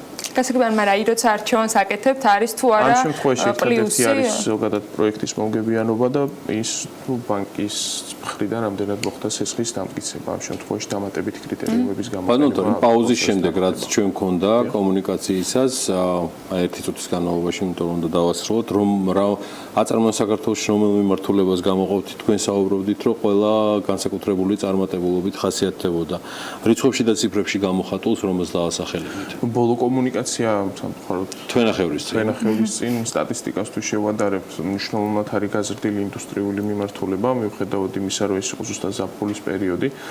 ინდუსტრიული მიმართულება ამ შემთხვევაში 10-ზე მეტ პროექტზე არის ახალზე საუბარი, რომელიც ჩვენ პროგრამაში ჩაერთვა ამ პერიოდის განმავლობაში. სულ საერთო ჯამში რო შევაჯამოთ აწარმოის საქართველოს სტატისტიკა უკვე ჩვენ გვაქვს სოფლის მეურნეობის მიმართულების ჩათვლით 228 პროექტზე საუბარი ამ შემთხვევაში, რომელთა მიერ განსახორციელებული განხორციელებელი საერთო ჯამური ინვესტიციის მოცულობა 650 მილიონ ლარს აღწევს და 10,000-ზე მეტი ფიქსირდება უკვე ის სამუშაო ადგილების რაოდენობა, რომელიც ამ პროგრამის ფარგლებში შეიქმნა. რა თქმა უნდა, კი ბატონო, ყველა კომპონენტის ფარგლებში. და კიდევ გასათვალისწინებელი არის ის, რომ ზუსტად აი ჩვენ ორგანიზაციაში მოხდარი რეორგანიზაციის შედეგად უკვე მუშაობთ ახალ მიმართულებებზე, უფრო კონკრეტულად კი უფრო მოქნილი ხდება, ექსპორტისა და ინვესტიციების გარდაუშვალთა წარმოების საქართველოს რო ვისაუბროთ, ის ცვლილებების პაკეტი, რომელიც დღეის მდგომარეობით ჩვენ გვაქვს მომზადებული და მთავრობისთვის არის წარდგენილი დასამტკიცებლად, გაცილებით უფრო მოქნილს ხდის ამ პროგრამას კერძო სექტორისთვის და კიდევ უფრო ზრდის აი დამატებითი ფინანსური რესურსების მოზიდვის საშუალებას უშუალოდ მათ შორის იმ ბენეფიციარებში, რომლებმაც უკვე ისარგებლეს ჩვენი პროგრამით იმისთვის, რომ ეს პაკეტი მთავრობაშია, ბატონო? მთავრობაზე არის გადაგზავნილი ის პროცედურების გადის და უახლოეს მთავრობის ხმაზე ველოდებით ალბათ რომ გავა და ასევე 2018 წლიდან გეგმათ სიახლეებს დამატებით კომპონენტებთან მიმართებაში, თუმცა დეტალებში არ შევალ, იმიტომ რომ მოდელები ჩამოყალიბების პროცესში არის და უახლოეს მომავალში ისევ დავაანონსე კი ბატონო და თქვენ ეთერში ისევ თუ გვექნება ამის შესაძლებლობა თქვენი მხრიდან სურვილი წარმოიდგენთ გეკვლება, სადაც დავაანონსე. ოთარ ანთია, სააგენტო აწარმოების საქართველოში მეწარმეობის ხელშეწყობის დეპარტამენტის ხელმძღვანელი სტუმრობდა და ანონსა სტატისტიკაგან ახლა სტუმრობას შეგვითანხმა წინასწარ. მოკლედ ოთარ ანთია ფორმაშია, ისე როგორც აწარმოების საქართველოში და დარწმუნებული ვარ, ბევრი სიახლე გვექნება შემდეგი კვირიდან მოყოლებული. მადლობელი ვარ მეწარმეობის ხელშეწყობის დეპარტამენტის უფროსისზე საინტერესოდ რომ გაგვიყვება ინფორმაციები. გავიდეთ რეკლამაზე, სულ მალე დაგიბრუნდებით ახალი თემებით.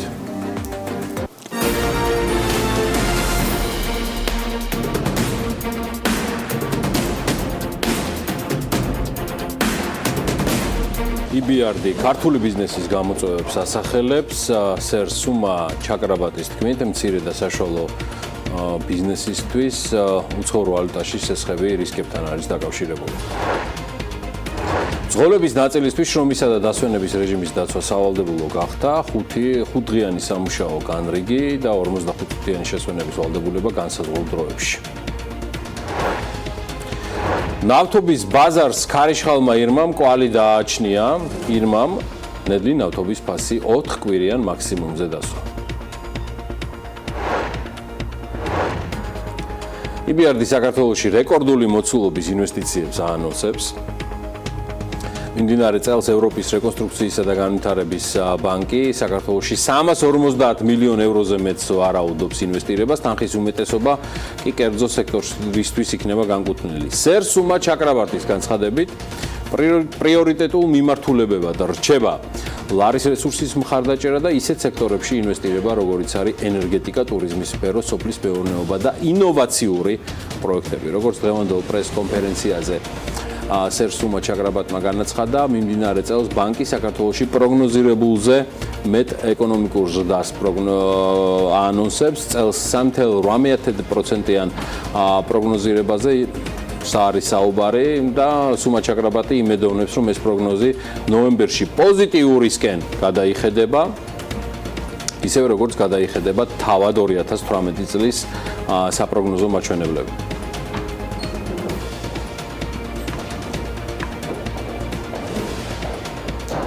ძალიან პროდუქტიული შეხვედრები ჰქონდა მთავრობასთან. ურთიერთობა EBRD-სა და საქართველოს შორის სტრატეგიული და დინამიურია. ჩვენ გვჯერა, რომ საქართველო ლიდერი ქვეყანა გახდება, რადგან საქართველოში საკმაოდ კარგი ეკონომიკური მენეჯმენტია. ცენტრალური ბანკი და ფინანსთა სამინისტრო საკმაოდ კარგად მუშაობენ. მე მჯერა, რომ EBRD-ის პროგნოზი საქართველოს ეკონომიკისთვის, რომელიც დაახლოებით 3.8%-ია, გაიზრდება. მოხარული ვიქნები, თუ ჩვენი პროგნოზი გადაიხედება და საქართველოში ზრდა ამაზე მაღალი იქნება. ასევე მჯერა, რომ გადაიხედება EBRD-ის 2018 წლის პროგნოზიც. EBRD-ის ტრადიციულად პოზიტიური გზავნილები ბოლო 2-3 წლის განმავლობაში მეც კი ჩამიტრია ამ ამბავმა ინდონეზიაზე, რომ ანალაპიაშვილს ბიზნეს სიახლეების წარდგენის პრეროგატივა მივისაკუთრებ. სულ რამდენიმე წამში ბიზნეს სიახლეები საქმიანი დივიდენდში.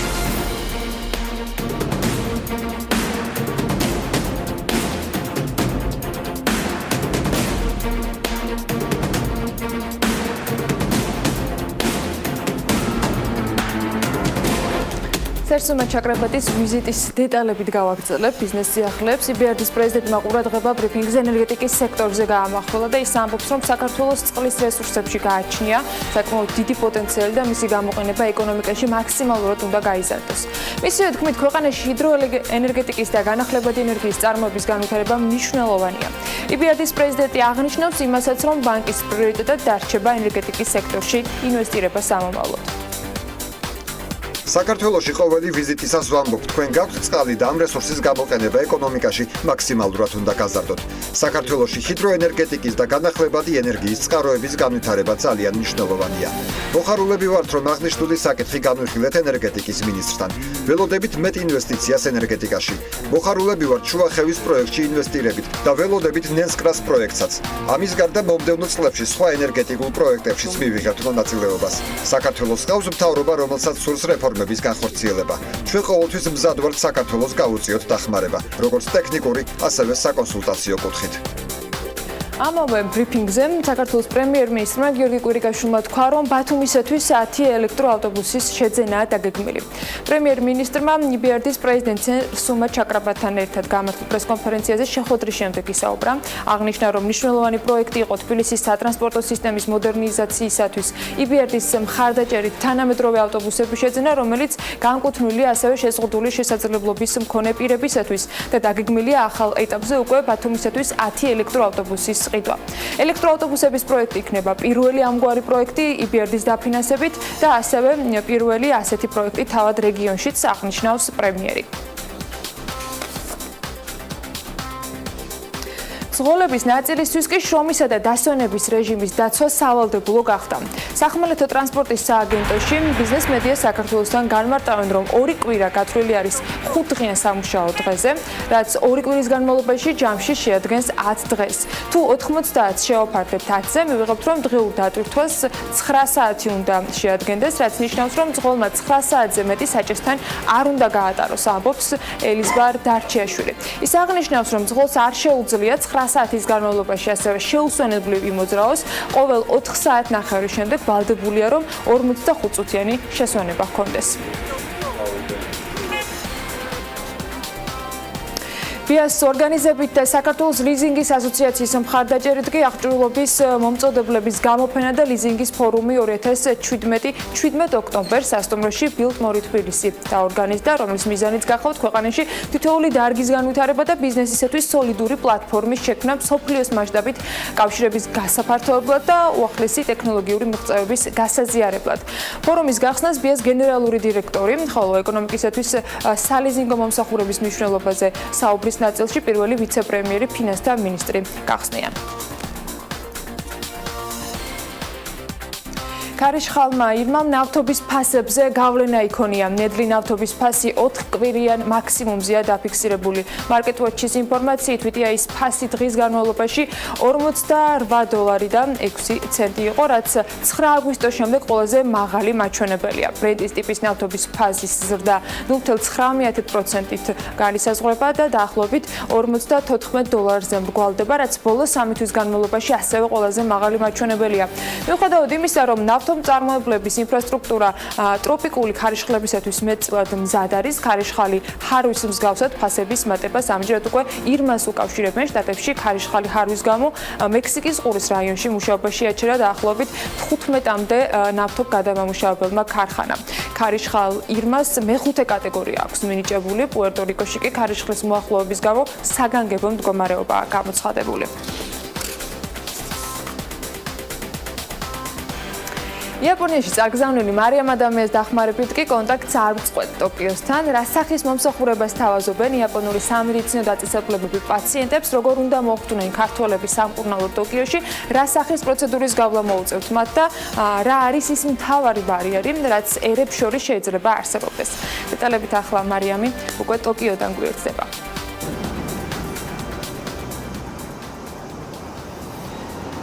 ტოკიოში ჩვენი ვიზიტის ფარგლებში ხელი მოეწერა იაპონურ საინვესტიციო კომპანიასთან Ruft Corporation-თან ხელშეკრულებას, რომელიც გულისხმობს იაპონიაში ქართველი პაციენტების გაწვევას და მკურნალობას, რაშიც ჩვენს პაციენტებს დაეხმარება საქართველოში სამედიცინო ტურიზმის საერთაშორისო ექსპერტი პატარატიანი და გაუწევს მათ პროფესიონალურ კონსულტაციას და აკვალიანებს თუ სად შეიძლება მკურნალობის გაწევა როდის და როგორ.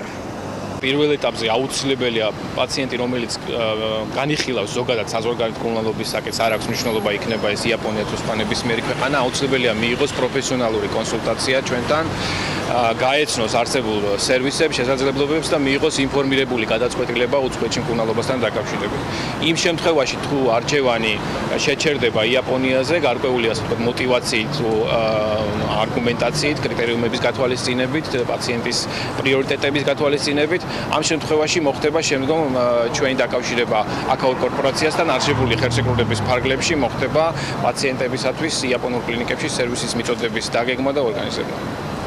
გარდა ხელშეკრულებისა, ჩვენ იაპონიაში შევძელით დათვალიერება რამდენიმე წამყვანი სამედიცინო დაწესებულების, მათ შორის წმინდა ლუკასის სახელობის კლინიკის, სადაც თქვენ შეხვდებით ისეთ დანადგარებს, მედიკამენტებს და ტექნოლოგიებს, რომლებიც მხოლოდ ტოკიოში მოიპოვება. შესაბამისად, პატარატიანის დახმარებით ქართველი პაციენტები შეძლებენ აქ ჩამოსვლას და მკურნალობას რამდენიმე კვირის განმავლობაში. ჩვენი კლინიკა ერთ-ერთი ყველაზე დიდი და ძველი სამედიცინო დაწესებულებაა რეგიონში, რომელსაც პარალელურად საკუთარი საუნივერსიტეტო კომპლექსი გააჩნია. ჩვენ დაახლოებით 440 სტაციონარულ და 2706 ამბულატორიულ პაციენტს ვიღებთ დღის განმავლობაში. აქ თითქმის ყველა სახის დაავადების მქონე პაციენტები მოდიან, იქნება ეს კარდიოლოგიური მიმართულება, ნევროლოგიური თუ ფსიქიატრიული. მკურნალობის მეთოდით და ტექნოლოგიურ აღჭურვილობად შეიძლება ითქვას, რომ საუკეთესო გვაქვს. ჩვენ ვიყენებთ ისეთი სახის აპარატურას, როგორებიცაა მაგალითად ქირურგიული რობოტი სახელად დავინჩი, ჰიბრიდული საოპერაციო ოთახი და მსოფლიოში საუკეთესო ენდოსკოპიური სისტემა. რაც შეეხება მთავარ პრობლემას, რომელიც ქალაქში იკვეთება, ეს არის ენის ბარიერი, ანუ აქ ძალიან ცოტა ადამიანი მოიპოვება, ვინც ინგლისური ენა იცის, შესაბამისად რთულდება ურთიერთკომუნიკაცია. გარდა კომუნიკაციის ასევე პრობლემა არის ის ფინანსები, ფინანსებით ჯდება აქ მკურნალობა, საკმაოდ მაღალია, ამიტომაც საჭიროებს საქართველოს იაპონური სამედიცინო დაწესებულების ცენტრის გარკვეული ნაწილის გახსნას ქვეყანაში, რადგან უფრო გამარტივდეს კომუნიკაციაც და უფრო დაბალბიუჯეტიანი პაკეტები იქნა შეთავაზებული პაციენტებისათვის. თუ რა გადაწყვეტილებას მიიღებს იაპონიის წარმომადგენლობა საქართველოში სამედიცინო დაწესებულების გახსნასთან დაკავშირებით, ამაზე უკვე მომდევნო კვირებში ვისაუბრებთ საქმიანი დილის ეთერში. მადლობა მარიამ ადამიანს, ტრადიციულად საინტერესო და სტაბილური ჩართვისთვის ტოკიოდან. მიუხედავად ენის და საკომუნიკაციო ბარიერისა, საკმაოდ წარმატებულად შრომობენ და ძალიან საინტერესო ვიზიტი გამოდგა იაპონიაში პატარატიანის და მარიამ ადამიანის. გმადლობთ ამ მუშაობისთვის, ასევე დადუდვალს, განსაკუთრებული მადლობა არჩეულებრივი კადრებისთვის და ოპერატორული ნამუშევრისთვის. კარგი, გავაგრძელოთ შემდეგი თემა, გუშინ კიდევ ერთი ახალი და კარგი სტატისტიკა გამოქვეყნდა, რომლის მიხედვითაც 2017 წლის 8 თვის მონაცემებით ღვინისა და ალკოჰოლური სასმელების ექსპორტი გასული წლის ანალოგიურ მონაცემებს 61%-ით აღემატება. ამ პერიოდის განმავლობაში 44 ქვეყანაში სულ 45.300.000 ბოთლი ღვინო გავიდა. უფრო ვრცელი სტატისტიკით თემაზე საუბარს თათია ჩაფიჩაძე განაგზობს. თათია, მოგესალმები და რამდენად არის გაზრდილი ღვინის რეალიზაციით მიღებული შემოსავლები და დარწმუნებული ვარ ასევე გავუკეთე დათვლას და ვიზუალიზაციაც ლიდერი ქვეყნების ჩამონათვალს ღვინის ექსპორტის კუთხით.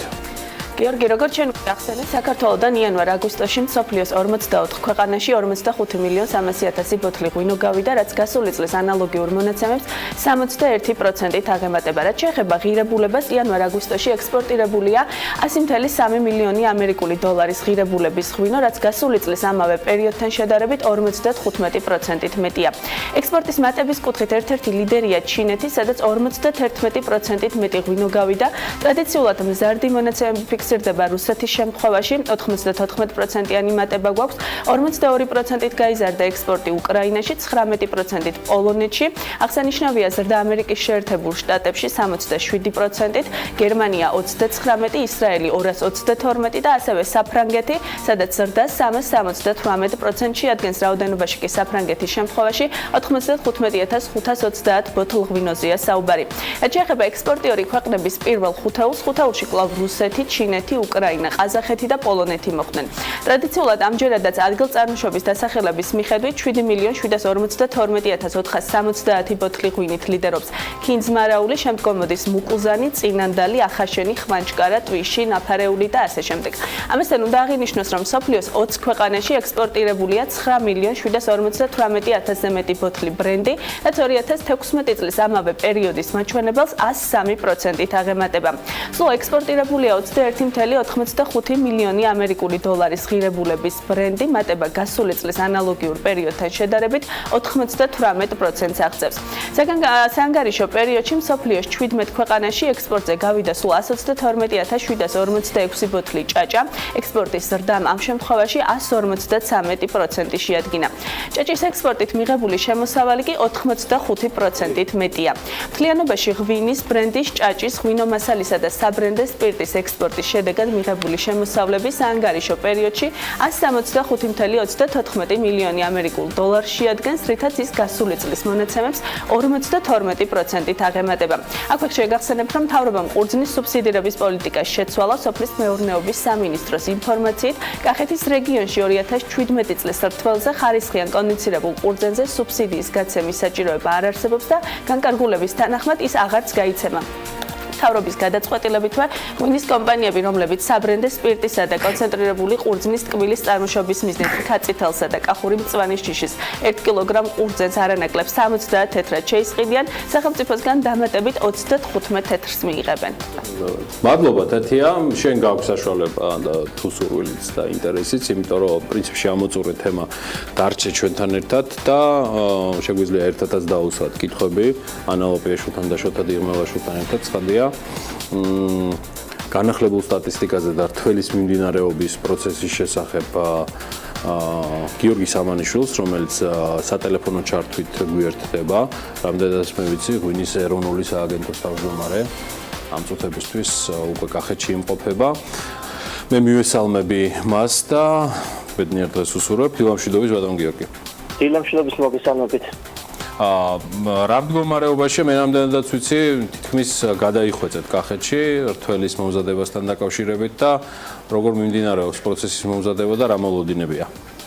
კი ბატონო, კახეთში ვართ ჩვენ უკვე აგვისტოს ბოლოდან მოყოლებული, სანამ რთველი დაიწყებოდა. მე მშურს თქვენი მომწონს ეგ ამბავი ძალიან.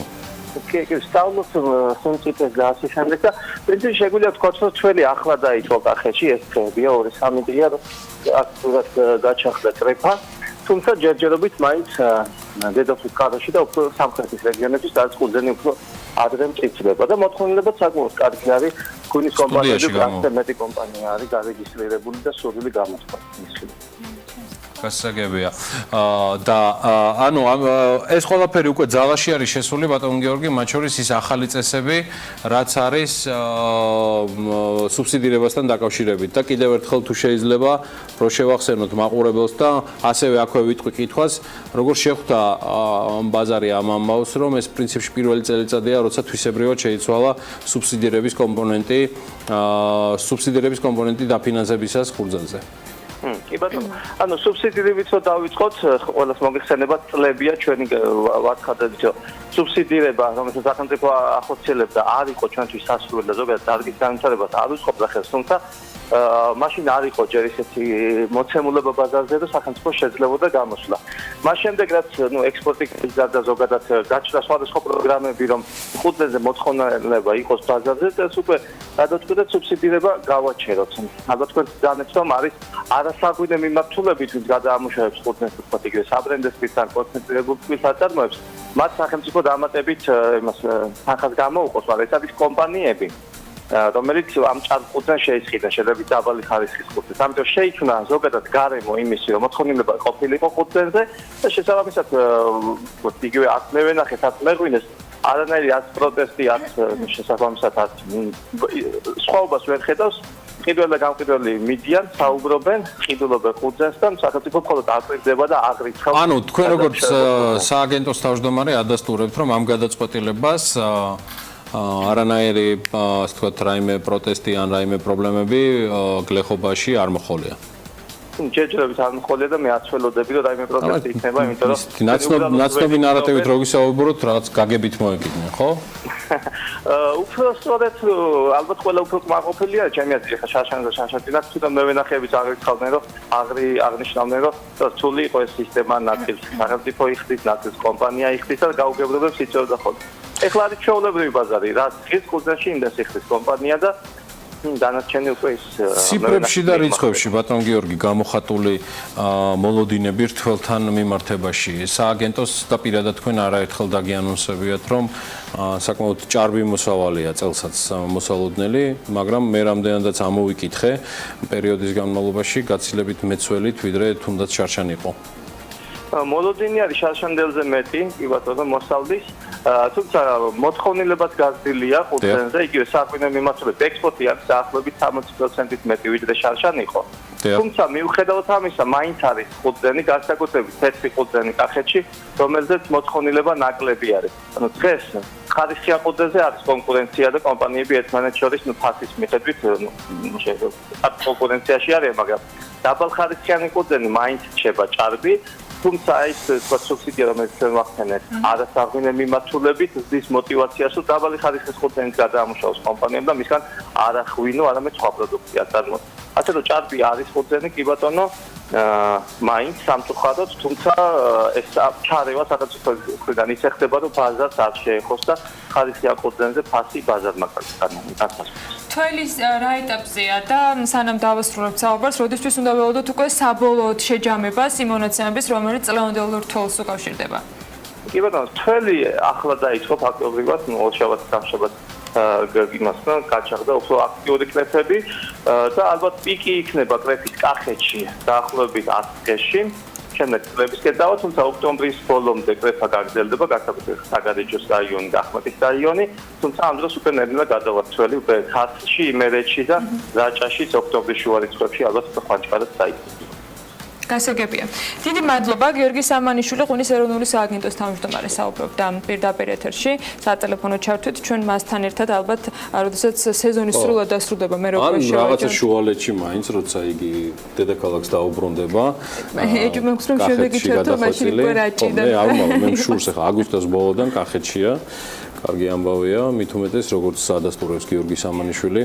წლების განმავლობაში სუბსიდირებულ თემას და შეწყვეტილს 2017 წელს, რაც ერთმნიშვნელოვნად სწორი გადაწყვეტილებაა. ეს გადაწყვეტილება არის სწორი. შეიძლება დაგვიანებულიც, მაგრამ სწორი. არ მოხოლია განსაკუთრებული პროტესტი ბენეფიციარების მხრიდან. ქარხნებიდან მოყვებოდა, იმიტომ რომ ქარხანას არ უმატებდნენ.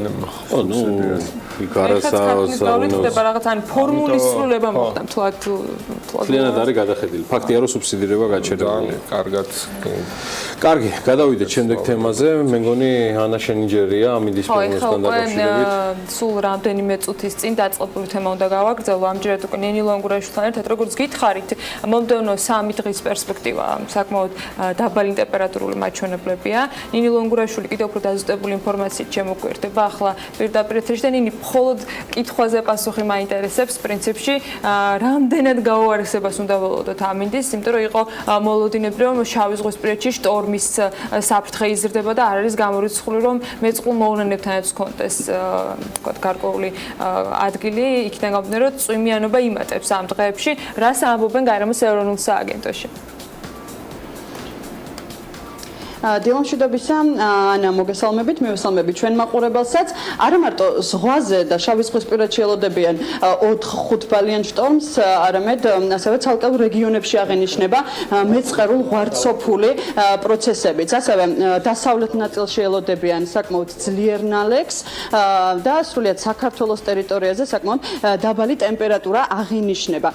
ჩვენ ვიმყოფებით გარემოს ეროვნულ სააგენტოში და ჩვენ გვერდით ახლა იმყოფება სინოპტიკოს უფროსი ქალბატონი დოდო გვაზავა, რომელიც თავისთავად უფრო დეტალურად გვეტყვის თუ რა მინდი არის მომდევნო 3 დღის განმავლობაში საქართველოში მოსალოდნელი და დავიწყოთ აღმოსავლეთ საქართველოში, დავიწყოთ კახეთით. როგორი ამინდი არის მოსალოდნელი? არის თუ არა წვიმა იმ კახეთის ტერიტორიაზე გამომდინარე იქიდან რომ სამწუხაროდ ჯერ კიდევ არ არის ლიკვიდირებული ხანძარი და როგორი ამინდი არის, რადგან 2-3 დღეა იქ უკვე დაიწყო რთველის პროცესი და როგორ გაუფუჭებს თუ არა აღების პროცესს გლეხებს ამინდის პროგნოზი. დღის პირველ ნახევარში ყოველ შემთხვევაში უმეტეს რაიონში დასავლეთ საქართველოში არის წვიმა მოსალოდნელი ზოგან ძლიერი. იწვიმებს აღმოსავლეთ საქართველოს დასავლეთ რაიონებში, როგორც აღნიშნეთ თქვენ, დასავლეთ საქართველოში ზოგან ძლიერი და ძალიან ძლიერიც არის მოსალოდნელი. ღამით უკვე აღინიშნა და დღესაც გრძელდება პროცესები, თუ დავაკვირდებით ჩვენს რადარულ მონაცემებს შავ ზღვაზე ძლიერი ღრუბლები დგას ამჟამად, რაც გვაძლევს პროგნოზირების საშუალებას, რომ იქ შტორმი 4-5 ბალს მიაღწევს დღის განმავლობაში. და თქვენ კადრის მიღმა როგორც გითხარით, გუშინ გვიან ღამით უკვე დაფიქსირდა, ხო? 2-3 ბალი. 3-დან 4 ბალამდე უკვე არისო შეგვატყობინეს დამკვირვებლებმა და იმ პროცესიდან გამომდინარე, რაც გრძელდება, დღეს ზღვაზე 4-5 ბალი მოსალოდნელი არის. ასევე მოსალოდნელი არის მდინარეებზე მნიშვნელოვანი წყლის დონის მატება. შედარებით ნოტიო ჰაერის მასამ შეიძლება იმოძრაოს კახეთის რეგიონში და საღამოს საათებში ზოგიერთ რაიონში გაწვენდეს. ხო, დღის პირველ ნახევარი ამ რეგიონში უმეტესად უნალექოდ ჩაივლის და ცალკეულ რაიონებში დრო გამოშვებით გაძლიერდება დასავლეთის მიმართულების. თუმცა ძლიერი წვიმა მაინც არ ფიქსირდება, ხო, საქართველოს ტერიტორიაზე უფრო მეტად ნალექი, ხო? არა, წვიმა როგორ არა დასავლეთ საქართველოში სამეგრელო, სვანეთის ტერიტორიაზე, შავი ზღვისპირეთში წუხელ უკვე იყო ძლიერი წვიმა და როგორც მოგახსენეთ, დღის განმავლობაში გრძელდება ეს პროცესი და ველოდებით რომ ძლიერი ნალექი შენარჩუნდება დღის პირველ ნახევარში ყოველ შემთხვევაში.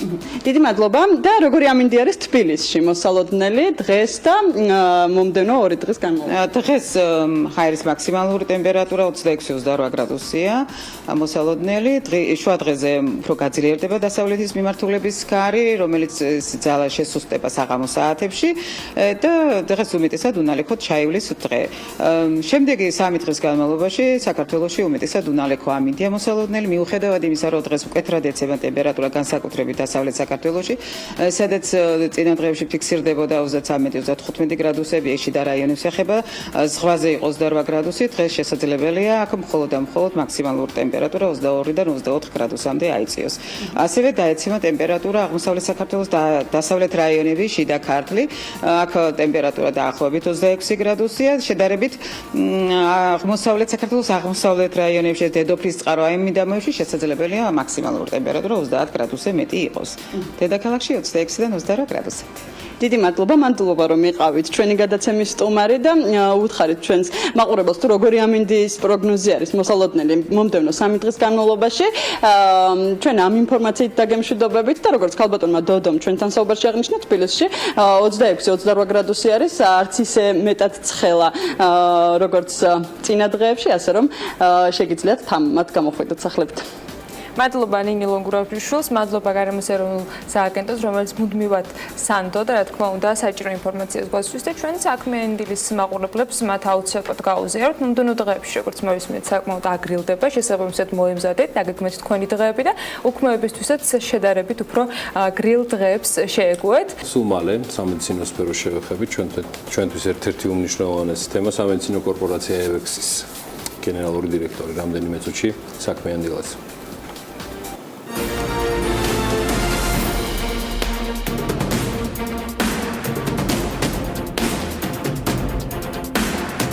რეკლამის შემდეგ დავბრუნდით პირდაპირ ეთერში სამედიცინო სფეროზე უნდა ვისაუბროთ. ეს სფერო მნიშვნელოვანი ბიზნესია და ჩვენთვის განსაკუთრებით მნიშვნელოვანი. გამართული ჯანდაცვა ფუფუნებაზე მეტად არის აუცილებლობა, ბაზრის შესაძლებლობები და ფასები კი ცალკე თემა გახლავთ.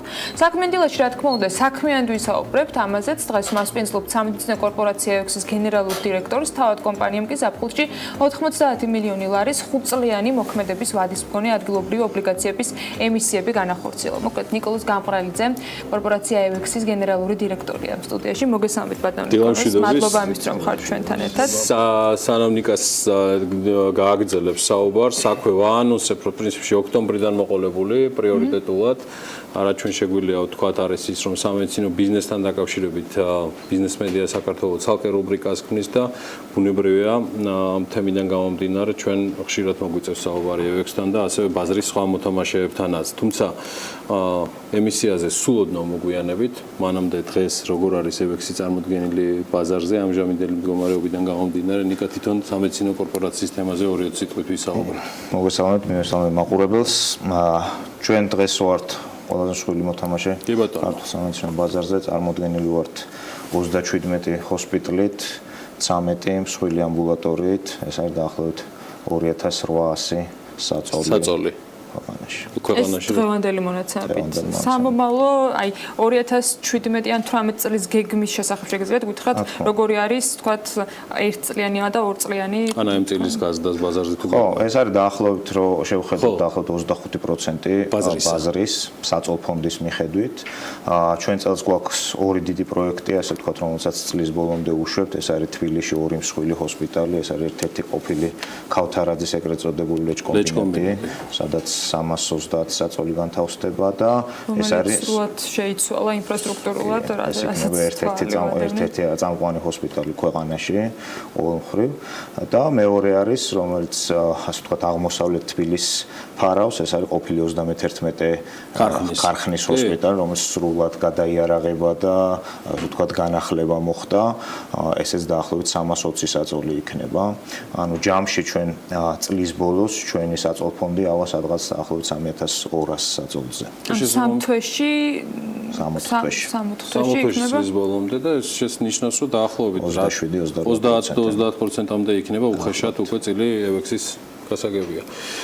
ემისიებთან დაკავშირებით, რაც ანა მისაუბრა, ამ ყველაფრის დანიშნულება კაპიტალის მოზიდვის გარდა და აქვე ნიკა პარამეტრი გეგმავს თუ არა კორპორაცია აქციების საჯარო შეთავაზებაზე, ანუ არის თუ არა ეს გეგმაში, იმიტომ რომ ზოგადად ჯგუფს საკმაოდ კარგი გამოცდილება გაქვთ ამასთან დაკავშირებით და ფაქტია რომ ავანგარდში ხართ ამ თემის. ხო, ნუ ეს იყო ყველაზე მსხვილი ლარის ემისია, ასე ვთქვათ, კორპორაციულ ბაზარზე. ნაწილობრივ ეს იყო ლოკალური ბანკების რეფინანსირებისთვის და ვალდებულების უკეთესად მართვისთვის გრძელვა და გრძელვადიანი ლარი, რაც ქვეყანაში რეალურად ჭირდა თავარი პრიორიტეტი.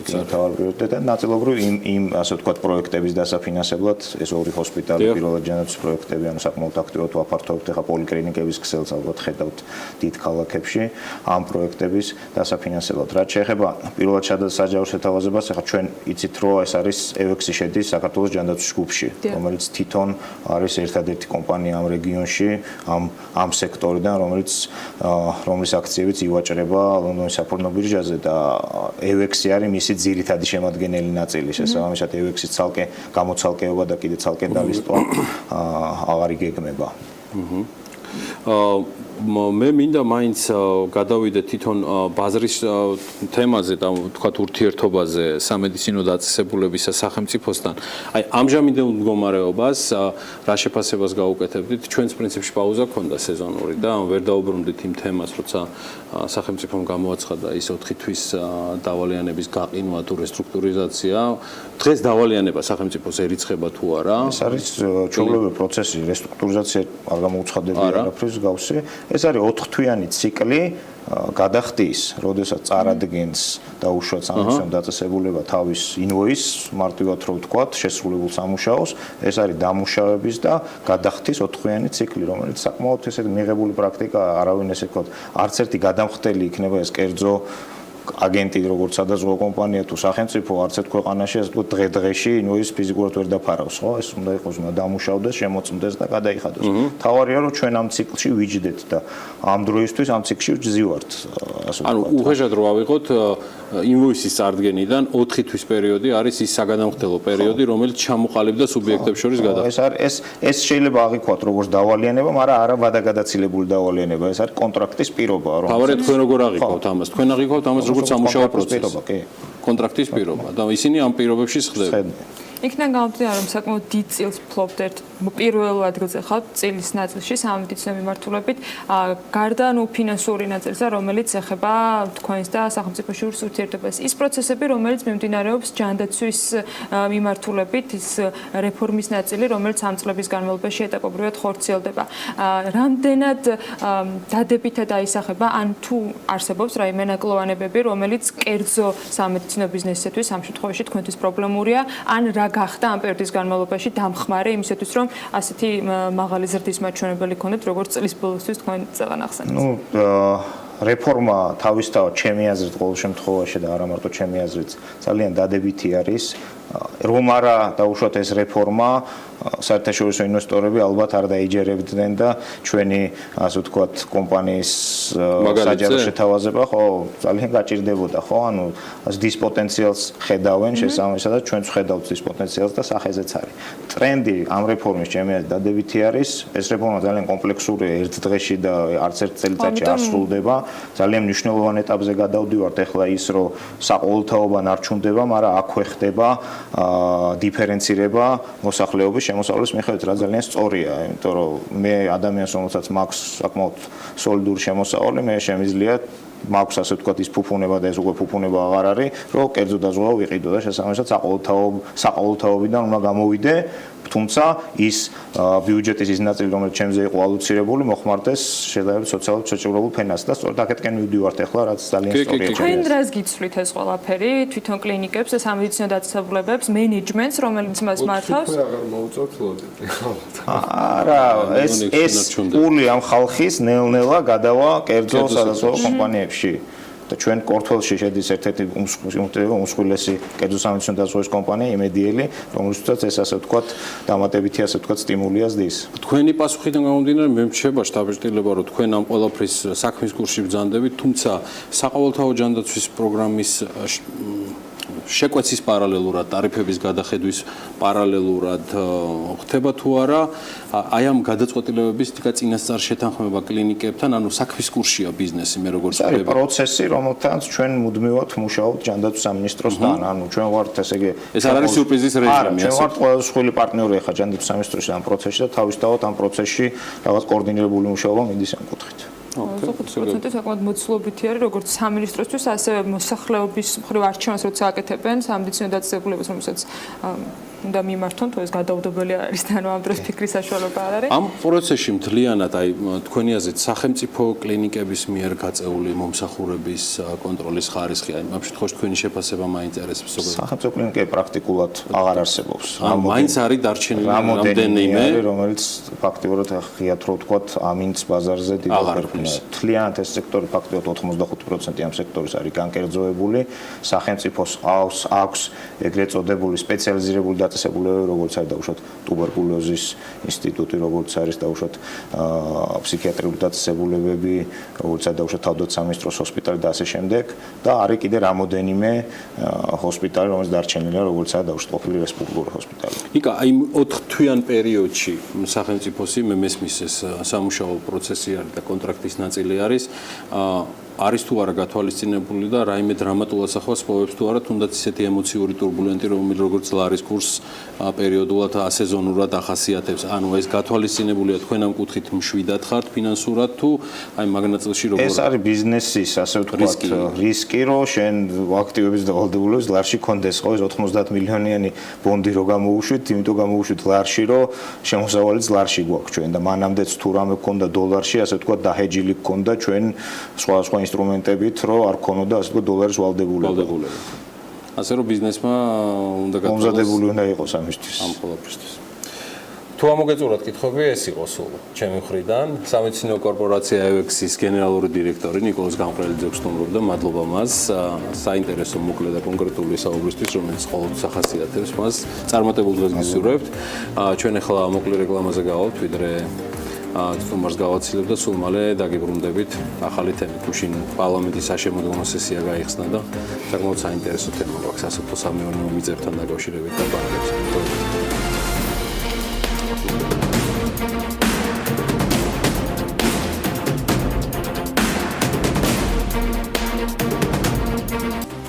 რეკლამის შემდეგ დავბრუნდით საქმიანი დილით პირდაპირ ეთერში. პარლამენტმა საშემოსდგომო სესიამ, როგორც უკვე გაიგეთ, გუშინ ოფიციალურად გახსნა სასოფლო-სამეურნეო დანიშნულების მიწის შეძენასთან დაკავშირებით კანონით დაგეგმილი შეზღუდვა კი კომერციულ ბანკებზე არ გავრცელდება. ეს არის კანონპროექტის ნაწილი, რომელიც სწორედ ამ სხდომაზე უნდა განიხილოს შემოდგომო სესიებისას.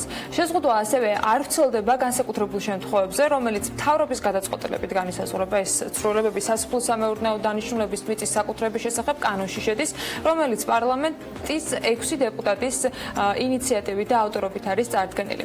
ისიც უნდა აღვნიშნოთ, რომ ეს კანონი რამდენიმე თვის განმავლობაში მოქმედებს, სანამ კონსტიტუციის ის ახალი ფორმულირება მოქმედება, რომელიც ჯერ კიდევ წინა საგაზაფხულო სესიებისას დეპუტატებმა განიხილეს, ორი მოსმენი დაამტკიცეს, თუმცა პროცედურების გათვალისწინებით, რომელიცაც კონსტიტუცია თავის მხრივ საჭიროებს, საშემოდგომო სესიაზე კიდევ ერთხელ უნდა იყოს კენჭნაყარი.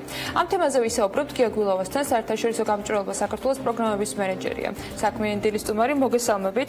მადლობა იმის, რომ ხართ ჩვენთან ერთად. ის საკანონმდებლო პროექტი, კანონ პროექტი, რომელიც პარლამენტში განსახილვად არის წარმოდგენილი და პრინციპში ვებგვერდზე უკვე ხელმისაწვდომიც არის, თქვენთვის რისი თქმის საშუალებას იძლევა, რა განსაკუთრებულ გარემოებებზე შეგვიძლია ვისაუბროთ, მით უმეტეს იმ განსხვავებით, როდესაც სახელმწიფოს ენიჭება უფლება და შესაძლებლობა, რომ უცხოელზე მიწა გარკვეული პირობების გათვალისწინებით გაასხვისოს, თუმცა კერძო მესაკუთრისათვის ეს შესაძლებლობა პრაქტიკულად სრულად არის ჩახსნილი. თავის დროზე, როდესაც ხელისუფლებამ ცადა აეგრძალა მიწების გასხვისება, ჩვენ და არა მარტო ჩვენ, არამედ სამთავრობო ორგანიზაციების ნაწილმა ამას განსაკუთრებული ყურადღება მივაქციეთ. ამას ჩვენ ვსაუბრობდით იმ პრობლემებზე, რომელიც ამ სრულ აკრძალვას შეიძლება გამოიწვია. პრობლემა ის არის, რომ ხელისუფლებამ რამდენჯერმე ცადა სრულად აეგრძალა მიწების გასხვისება და გრძალვა გარკვეული მიმართულებებით სერიოზულ პრობლემებს ქმნიდა. ზუსტად ესე ხდება ახლაც, იმიტომ რომ განზრახვა მართველი გუნდის და ხელისუფლების იყო, რომ სრულად აეგზალათ მიწის გასხვისება და მხოლოდ მთავრობას ჰქონოდა რაღაც გამონაკლის შემთხვევებში მიწის გასხვისების უფლების მინიჭების შესაძლებლობა, მაგრამ ვერ გაითვალისწინეს მთელი რიგი გარემოებები, მაგრამ მათ შორის ბანკები, რომელიც ახლა გაახსენდათ და პრობლემა ზუსტად ის არის, რომ როდესაც ხდება რეგულაციების მიღება ამ ქვეყანაში სამწუხაროდ არ ხდება ამ რეგულაციების შედეგად გამოწვეული შესაძლო შედეგების შეფასება. ეს არ მომხდარა ამ შემთხვევაში და არ ხდება სხვა მრავალ შემთხვევაშიც, რაც შემდგომ იწვევს პრობლემას და მე ვდგებით იმ აუცილებლობის წინაშე, რომ შეიცვალოს კანონი, ერთხელ მიღებული წესი ისევ გადაკეთდეს და ასე შემდეგ. რეგულაციის გავლენის ანალიზი არ ქონა პრობლემის ერთი ნაწილია, მაგრამ იგივე საპარლამენტო ტრიბუნიდან ძალიან ესეთი ვალიდური აზრები ისმოდა ამ რეფორმის ბჭყალებში წინააღმდეგ. შეგვიძლია ჩავთვალოთ, რომ ეს პოლიტიკურად მოტივირებული გადაწყვეტა, ანუ საწინააღმდეგო აზრები თუ რა შესაძლო პრობლემებს გამოიწვევდა, ამისი არსებობდა და იყო გაჟღერებული იყო საპარლამენტო ტრიბუნიდან, მაგრამ მაინც არ დაუჯერეს და მაინც მიიღეს ეს კანონი და ახლა ცვლიან იმ პრეტენზიებზე საპასუხოდ, რომელიც იყო პარლამენტის ტრიბუნიდან მანამდე წარმოთქმული, სანამ მიიღებდნენ ამ კანონს და ესეთ სანამ საკონსტიტუციო ნორმები ამოქმედება, რომელიც ბოლომდე მერე საჭიროა. ნებისმიერ ვარიანტში ისეთი შთაბეჭდილება რჩება, თითქოს ეს ასე ვთქვათ, ხალხისთვის კოჭის გაგორება იყო, ან რაღაცა პოლიტიკურად მოტივირებული ნაბიჯი, იმიტომ რომ ეს არ ვიცოდით და შეგვეშალა ბანკებისთვის მაშინ, იმიტომ რომ რეალურად კერძო მესაკუთრეს ამ პროექტის თანახმად არანაირი შანსი არ აქვს, რომ გაასხვისოს უცხოელზე. ბატონ გიას მინდა თვითონ მთელი კანონი ხალხისთვის კოჭის გაგორება იყო, მაგას ვამბობ, იმიტომ რომ საწინააღმდეგო არგუმენტები ბევრი იყო და შესაძლო გავლენის ანალიზიც ბევრი იყო თვითონ საპარლამენტო ტრიბუნაზე. კი, აბსოლუტურად გეთანხმებით. ეს იყო ერთ-ერთი თემა რამდენიმე საკითხს შორის, რომელიც შემოვიდა იმიტომ, რომ საზოგადოების დიდი ნაწილისთვის კოჭი გაეგორებინათ, ან რაღაცა შიშები, რომელიც ქართულ საზოგადოებაში არის, ამ შიშებზე ეთამაშათ და დაეგროვებინათ პოლიტიკური ქულები. ეს ნამდვილად ესე იყო, ეს არ დაწყებულა საკონსტიტუციო კომისიის მუშაობასთან ერთად ეს პროცესი გაცილებით ადრე დაიწყო, დიდი ხანი ამაზე საუბრობენ და ზუსტად ამას ვამბობ, არანაირი გათვლა და ლოგიკა და რეალური საფრთხე არ არსებობს, ან გამოწვევა, რასაც პასუხობს ხელისუფლება ამ აკრძალვით, უბრალოდ ისინი ცდილობენ აი ამ ქულების მოპოვებას ამ გზით, რომ ამ შიშებზე სისტემებზე ითამაშონ ადამიანების და პრობლემა რეალურად ჩდება და შემდეგ აცნობიერებენ ამ პრობლემას და ბუნებრივი არც საბანკო სექტორის განაცხენება უნდათ შემდეგ რეალურ პრობლემასაც ხვდებიან და მე უწევთ კანონის ცვლილებას თქვენ ზუსტად თუ იცით რა მოხდება მომავალში მიწასთან დაკავშირებით არავინ არ იცის იმიტომ რომ ეს რეგულირებაც დროებითია აქამდეც არსებობდა დროებითი რეგულირება არსებობს საკონსტიტუციო სასამართლოს გადაწყვეტილება რომელმაც აკრძალა მიწის უცხოელებზე აკრძალვის ან შეზღუდვები და ჩვენ უბრალოდ არც ვიცით რა იქნება მომავალში ვერც საკონსტიტუციო სასამართლოში წავალთ მიუხედავად იმისა რომ აი ამ რეგულირების ახლა ახალი კანონის გასაჩივრება თავისუფლად შეიძლება მაგრამ აზრი არ აქვს იმიტომ რომ კონსტიტუცია იცვლება სადაც ვიცით რომ იქნება ეს აკრძალვის ნორმა ამიტომ რა იქნება მომავალი ნაბიჯები ან რა ხედვა და სტრატეგია აქვს ხელისუფლებას ამ საკითხთან მიმართებაში ჩვენ არ ვიცით ჩვენ კი არავინ არის თვითონაც არ იციან მე გავბედავ და არ ჩერ თქვენ ერთი რაღაცა კიდევ რო დავაზუსტოთ სანამ იგივე ამ კანონს მიიღებდნენ ანუ არგუმენტი მთავარი იყო რომ ეს რაღაც ეროვნულ უსაფრთხოებას აზარალებს ეს თავისუფლად კერძო ინვესტორზე გასხვისების შესაძლებლობა მიწის ეს იყო დომინანტი არგუმენტი მაგრამ ამავდროულად გვაქვს კანონი რომელიც თუ მართლა ამ საფრთხეს დაინახავს შეუძლია ჩამოართვას ეს მიწა მაშინ საჭირო იყო ეს კანონი. ანუ ისევ იქამდე მივდივართ, რომ ეს რაღაცა წინასაარჩევნო ტრუკი იყო ჭარლებში ან რაღაცა ეს შაუბნელ ინსტინქტებზე უაზრო თამაში, რომელსაც სავსებით ხელშესახების შედეგი მოყვება. აი გია გააკეთებს თავის კომენტარს საკვლავ კომპეტენტურს მივესალმები მას კიდევ ერთხელ. მე მაინც გონია რომ კანონი შეიძლება გარკვეული πολιτიკური ასე ვთქვათ დროის გასვლის შემდეგ, როცა ნებები წინასაარჩევნო იქნება შედარებით ჩამოსთან. კონსტიტუციაში ჩასწორებით ბევრად გართულებული იქნება და სწორედ ეს არის მიზეზი იმისი რომ კონსტიტუციასთან დაკავშირებით ამდენი ხნის განმავლობაში იყო აი კითხვის არსი იმაში მდგომარეობს რომ ხო არსებობდა იურიდიული საფუძველი რომ თუ მართლა საფრთხეს წარმოადგენს ვიღაცის მიერ მიწის ყიდვა ეროვნული უსაფრთხოებისთვის სახელმწიფოს ისედაც შეეძლო რომ ეს საფრთხე გაენეიტრალებინა ყველანაირი კანონის აი მსგავსი ტიპის კანონის გარეშე დიახ, უსაფრთხოების გარდა კიდევ იყო რამდენიმე არგუმენტი, მეტნაკლებად რაციონალური და ცოტა გაუგებარის და არარაციონალურიც იყო მაგალითად ის რომ მიწა შეზღუდული რესურსია, მოყავდათ მაგალითები ლიტვის და ავსტრიის და რამოდენიმე ევროპული ქვეყნის. და იყო ისეთი არგუმენტებიც, როგორც არის მიწა გვტკივა და ასე შემდეგ. ამ დიალოგში, ამ დისკუსიაში ჩვენ არ შევსულვართ და ვერ შევალთ. როგორ ტკივათ არ ვიცი, მაგრამ ესეც იყო, სამწუხაროდ იყო. ამან ყველაზე კარგად იმუშავა საკონსტიტუციო კომისიის გასულითი შეხვედრების დროს ტური როცა ჰქონდათ საქართველოში, ეს მიწა მტკივა ყველაზე კარგად გაყიდვადი პროდუქტი ჰქონდათ სამწუხაროდ. იგრძნეს. ყველა მიგრძნო, იტირეს ლამის იქ ხალხის წინაშე და ასე შემდეგ. ამ არგუმენტებით თუ წავალთ და ამ თემებზე ვითამაშებთ, გასაგებია ეს წმინდა პოლიტიკური თამაშია და ამას რეალობასთან არაფერი აქვს კავშირი. არავინ საუბრობდა სამწუხაროდ დასაბუდებაში ეკონომიკურ ეფექტზე ამ აკრძალვის, არავინ საუბრობდა იმაზე თუ რა ტექნოლოგიები შეიძლება შემოვიდეს და როგორ შეიძლება განვითარდეს ჩვენი სოფლის მეურნეობა, თუ შეიძლება საერთოდ განვითარდეს ის.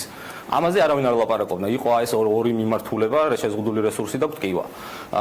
მე კიდე ერთი საკითხი მინდა წამოწვია, აი ბოლო პერიოდში სანამ აკრძალვა იქნებოდა და სანამ საერთოდ დაიწყებოდა კონსტიტუციური დონეზე აკრძალვის შემოღებაზე საუბარი, ჩვენ გვაქვს უკვე მოქმედი საკონსტიტუციო სასამართლოს გადაწყვეტილება, რომელმაც დაუშვა უწყოელებზე მიწის გასხვისება, მაგრამ სამწუხაროდ არაფორმალური ინსტრუქციების ჩუმი, კულუარული გადაწყვეტილებების გზით ეს მაინც არ ხდებოდა საქართველოში. მაინც მილიონ პრობლემას უქმნიდნენ უწყოელებს და მიწას რეალურად არ არეგისტრირებდნენ. ანუ ძალიან კარგად ჩანდა, რომ ხელისუფლებას ჰქონდა ნება, რომ უწყოელებისთვის მიწა არ დაერეგისტრირებინა. ბუნებრივია ჩვენ ვფიქრობდით, რომ რაღაცა მოყვებოდა ამას და ხეს დავინახეთ ახლა ამ საკონსტიტუციო კომისიის მუშაობის პერიოდში, რაზე დაიწყო ხელისუფლებამ აპელირება და რაში გამოიყენა ეს საკითხი. ამიტომ ჩვენ არ გონია, რომ რაღაც დიდი გათვლები იყოს ამ ყველაფრის უკან. მე აბსოლუტურად ვეთანხმები თქვენ მოსაზრებას, რომ 90% თუ არა მეტი ეს არის მაინც პოლიტიკური რაღაცა მოტივებით მიღებული გადაწყვეტილება, რომ ითამაშონ რაღაცა დიდი მასის.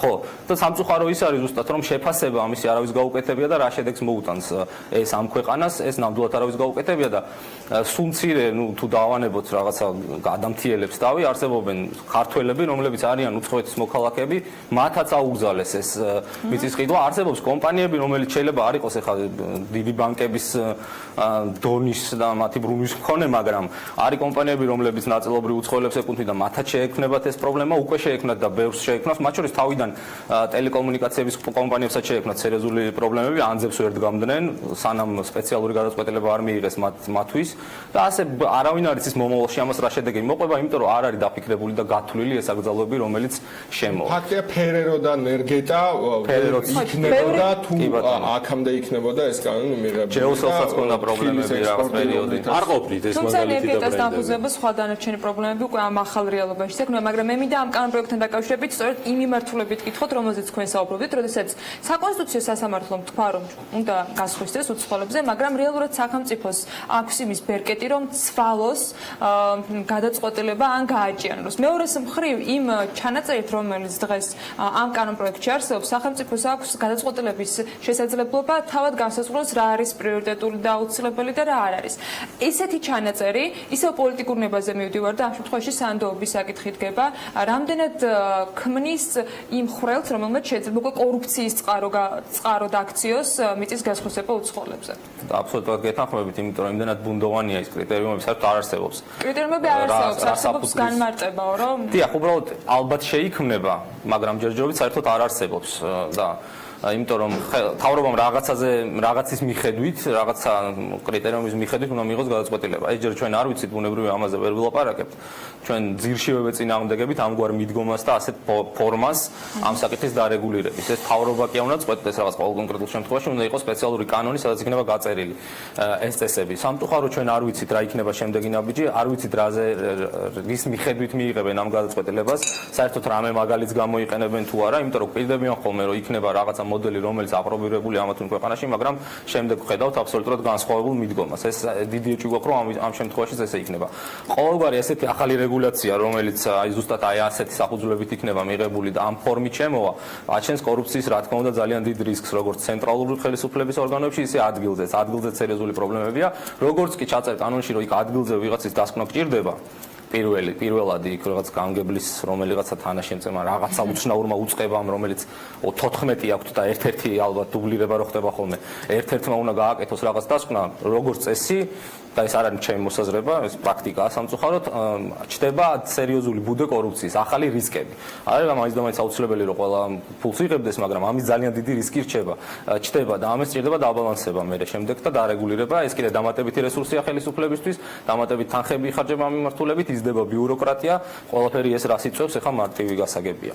ამიტომ კი ნამდვილად არსებობს ამის რისკები. ერთი რამე მინდა დავაზუსტო. წეგან ახსენეთ იგივე საქართველოს მოქალაქეები, რომლებიც სხვა ქვეყნის მოქალაქეები ხდებიან. საქართველოს მოქალაქე, როცა ხდება სხვა ქვეყნის მოქალაქე, მის საკუთრებაში ყოფი მიწის გაყიდვა უწევს რაღაცა იძულების ძალით, იმიტომ რომ უკვე უცხოეთის მოქალაქეა, რომელიც ქართულ მიწას ფლობს.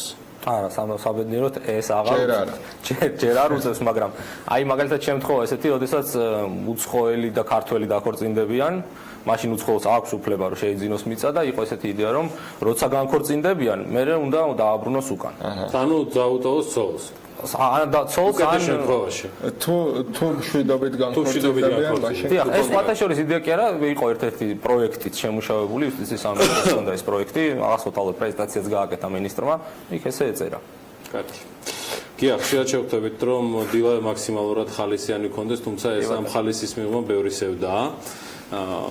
მიწის გზნობელობასთან დაკავშირებით, განსაკუთრებით ხო როგორ გამძაფრებული. არასასოფლო სამეურნეო მიწა არ ტკივათ? არა, მე მგონი ყველაფერი ტკივათ ერთად. არა, არასასოფლო არ ტკივათ აშკარად. ნუ აწვდი იდეებს მათვისაც ამის სხვანაირი ინტერპრეტირების შეძლებობა. აი, აქ ესე გენერაცია ხდება იდეების, რომ მე ეტკინოთ. როგორც კი ეტკინებათ აკრძალა.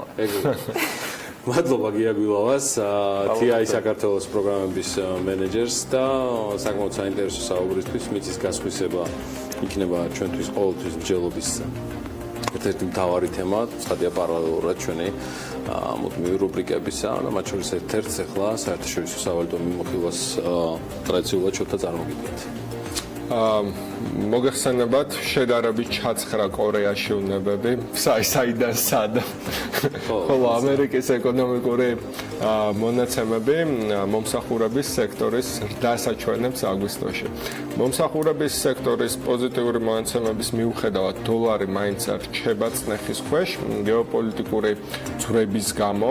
სამხრეთ კორეის პრეზიდენტმა მუნ ჯან ინმა მსოფლიოს საზოგადოება გააფრთხილა, რომ რეგიონი უკონტროლო ხდება. ეს რეპლიკა, რა თქმა უნდა, ჩრდილოეთ კორეის მიერ წყალბადის რაკეტის გამოცდას მოყვა, თუმცა დოლარმა მაინც დაიწყო დაკარგული პოზიციების დაბრუნება ისეთ ეგრეთ წოდებულ თავშესაფარ ვალუტებთან მიმართებაში, როგორებიც არის იაპონური იენი და შვეიცარიული ფრანკი. ახლა 1 დოლარის ფასი 109 იენს აჭარბებს, ხოლო ფრანკისთვის 95 რაპენია. დოლარს ასუსტებს ფედერალური სარეზერვო ბანკის ჩინოვნიკების გამონათქვამები რეფინანსირების განაკვეთის გაზრდის მიზანშეუწონლობაზე. მაგალითად, მინიაპოლისის ფედის პრეზიდენტმა ნეილ კაშარი მიიჩნია, რომ საპროცენტო განაკვეთის ზრდა ინფლაციის პროცესს აფერხებს და აზარალებს ამერიკის ეკონომიკურ ზრდას. კაშარის კომენტარები გაჟღერდა რამდენიმე საათის შემდეგ, იმ მომენტიდან, როცა ფედის კიდევ ერთმა ჩინოვნიკმა ლაილ ბრეინარდმა მოუწოდა ამერიკის ცენტრალურ ბანკს გადადოს რეფინანსირების განაკვეთის გაზრდა, სანამ ინფლაცია სამიზნე მაჩვენებელს არ მიაღწევს. თუმცა განაკვეთი გაიზარდა კანადაში და ამანაც უარყოფითი ასახვა პოვა დოლარზე. ძირითადი ვალუტებიდან დოლარისთვის ევროს ფასი ოდნავ შემცირდა დოლარსა და 19 ცენტამდე, გირვანქა სტერლინგის ზრდაც ოდნავ დამუხრუჭდა და ახლა მისი ფასი დოლარსა და 20.9 ცენტსაც ვერ აღწევს. კრიპტოვალუტების ბაზარიც მომჯობინდა, ბიტკოინის ფასმა 4586 დოლარს გადააჭარბა, ანუ გუშინდელის შემდეგ 211 დოლარით არის გაზრდილი. ახლა ბიტკოინის კაპიტალიზაცია 76 მილიარდს აჭარბებს უკვე. ეთერიუმის ფასი შედარებით მოგრძალებული მაინც გაიზარდა 326 დოლარამდე, ხოლო ბიტკოინ ქეშმა 103 დოლარით მოიმატა გუშინ ესეც და 659 დოლარი ღირს უკვე და ძალიან გაუმართლა იმათ, ვისაც ეს ელექტრონული საფულები ორად გაეყო და ამ ძვრებით ორმა გარამ არა მეტ მოგებას ნახულობენ ვიდრე შეეძლო. სასოფლო-სამეურნეო სავარგულების თემატიკაზე ცოტა აცდენილ გადასვლას. აი არასასოფლო-სამეურნეო მიწა ბიტფიურის რო ის აქ გაკეთებული მაინერი უნდა ჩამოვართოთ თქვი არა. რაღაც კიო. მაინ შედარებით უფრო პროგნოზულ თემას გავაგზავნებთ. ამინდის შედარებით გრძელვადიანი პროგნოზი გვაქვს ახლა, რომელიც ადასტურებს, რომ დასავლეთ საქართველოში წვიმა არის. ამის დასტური არის გოგიწულაია, რომელიც სულ მალე იქნება ჩვენი სტუმარი. პირდაპირ ეთერში წვიმაში დგას კაცი და გველოდება. ამას ყველაფერს ამინდის პროგნოზის და რეკლამის ძალიან მოკლე რეკლამის შემდეგ ვნახავთ, იმიტომ რომ ძალიან საინტერესო თემას წარმოგიდგენთ ზაზაბოშიც.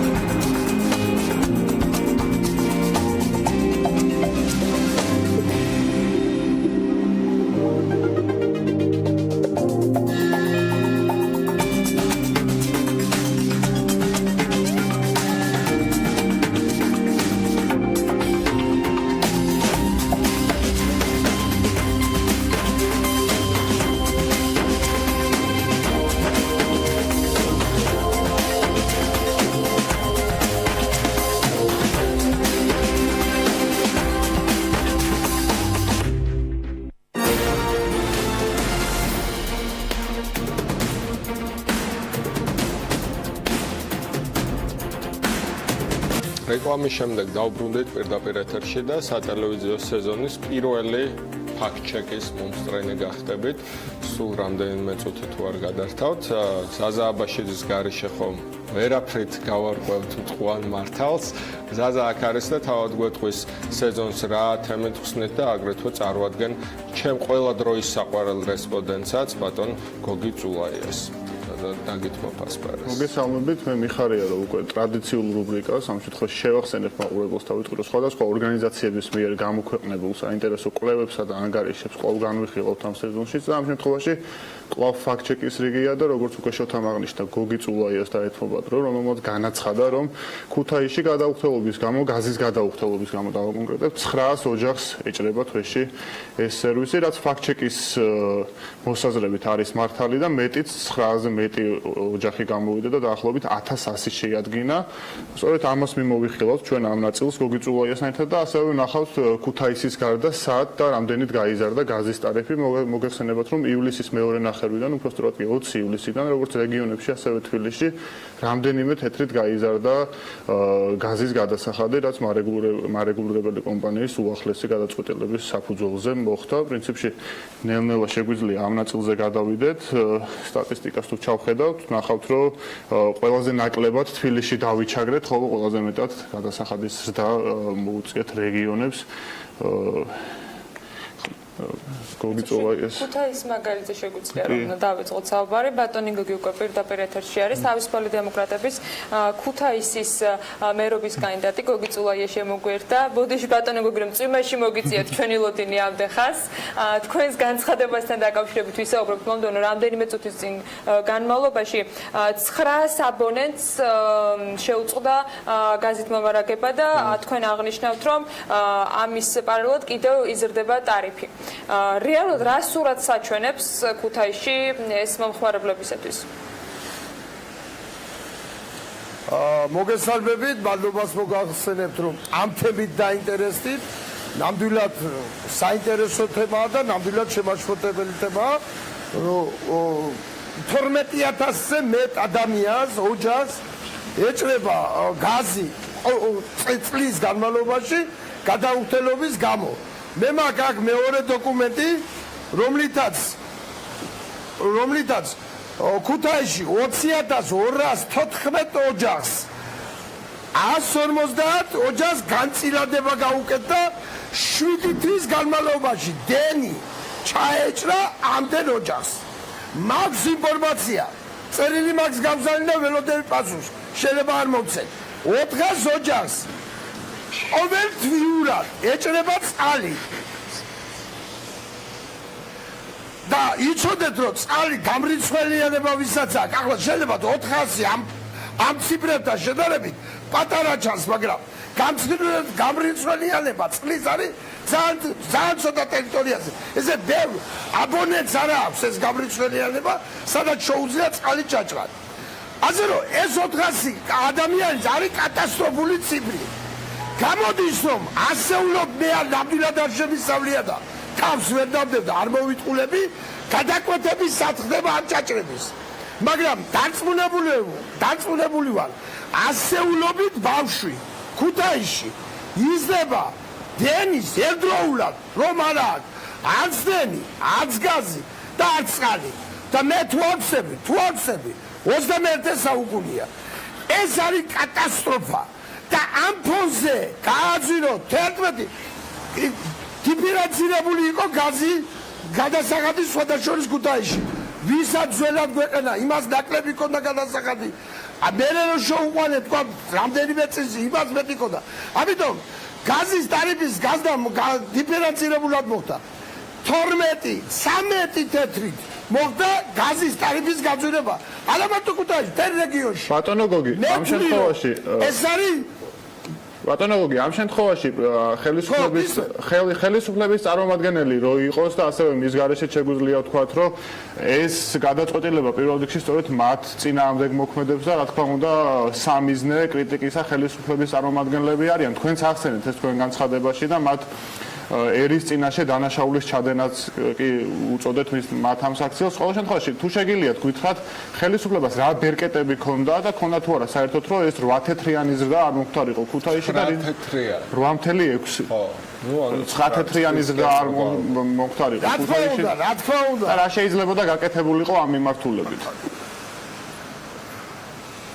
ნუ აი ეს არის ტრაგედია შეიძლება აუდიტის დანიშვა რომელიც შეისწავლის იმ კომპანიების მოთხოვნა რამდენად სამართლიანია ამდენი თეთრი ზის შესახებ და უნდა შევისწავლოთ ხო იგივე შემიძლია ენერგო კომპანიაზე გითხრათ ამ ენერგო კომპანიას ტარიფში შეტანილი აქვს ძველი ქსელების კიოსკების ხაზების ან ყველაფრის ბოძების გაიგე შაცვლის და აღლის გაკეთების ტარიფშია შეტანილი თანხა ეს ახლა ენერგოპონკო ჯორჯია ენერგოპრო რაც შემოვიდა მის მე წლებია და ეს თანხები არის მილიონობით თანხა შეუძლებელია ყველგან ძველი სისტემა 3 დღე 2 დღე ეთიშება ხანდახან უბნებს დენი რომ დაიწვა კიოსკი ტრანსპორტ არის ესე ძველი ტრანსპორტი აი საწაიღენ ამდენი მილიონობით ფული ეს როგორ არ უნდა შეამოწოს სახელმწიფო როგორ არ უნდა შეამოწოს სახელმწიფო ვიღაცა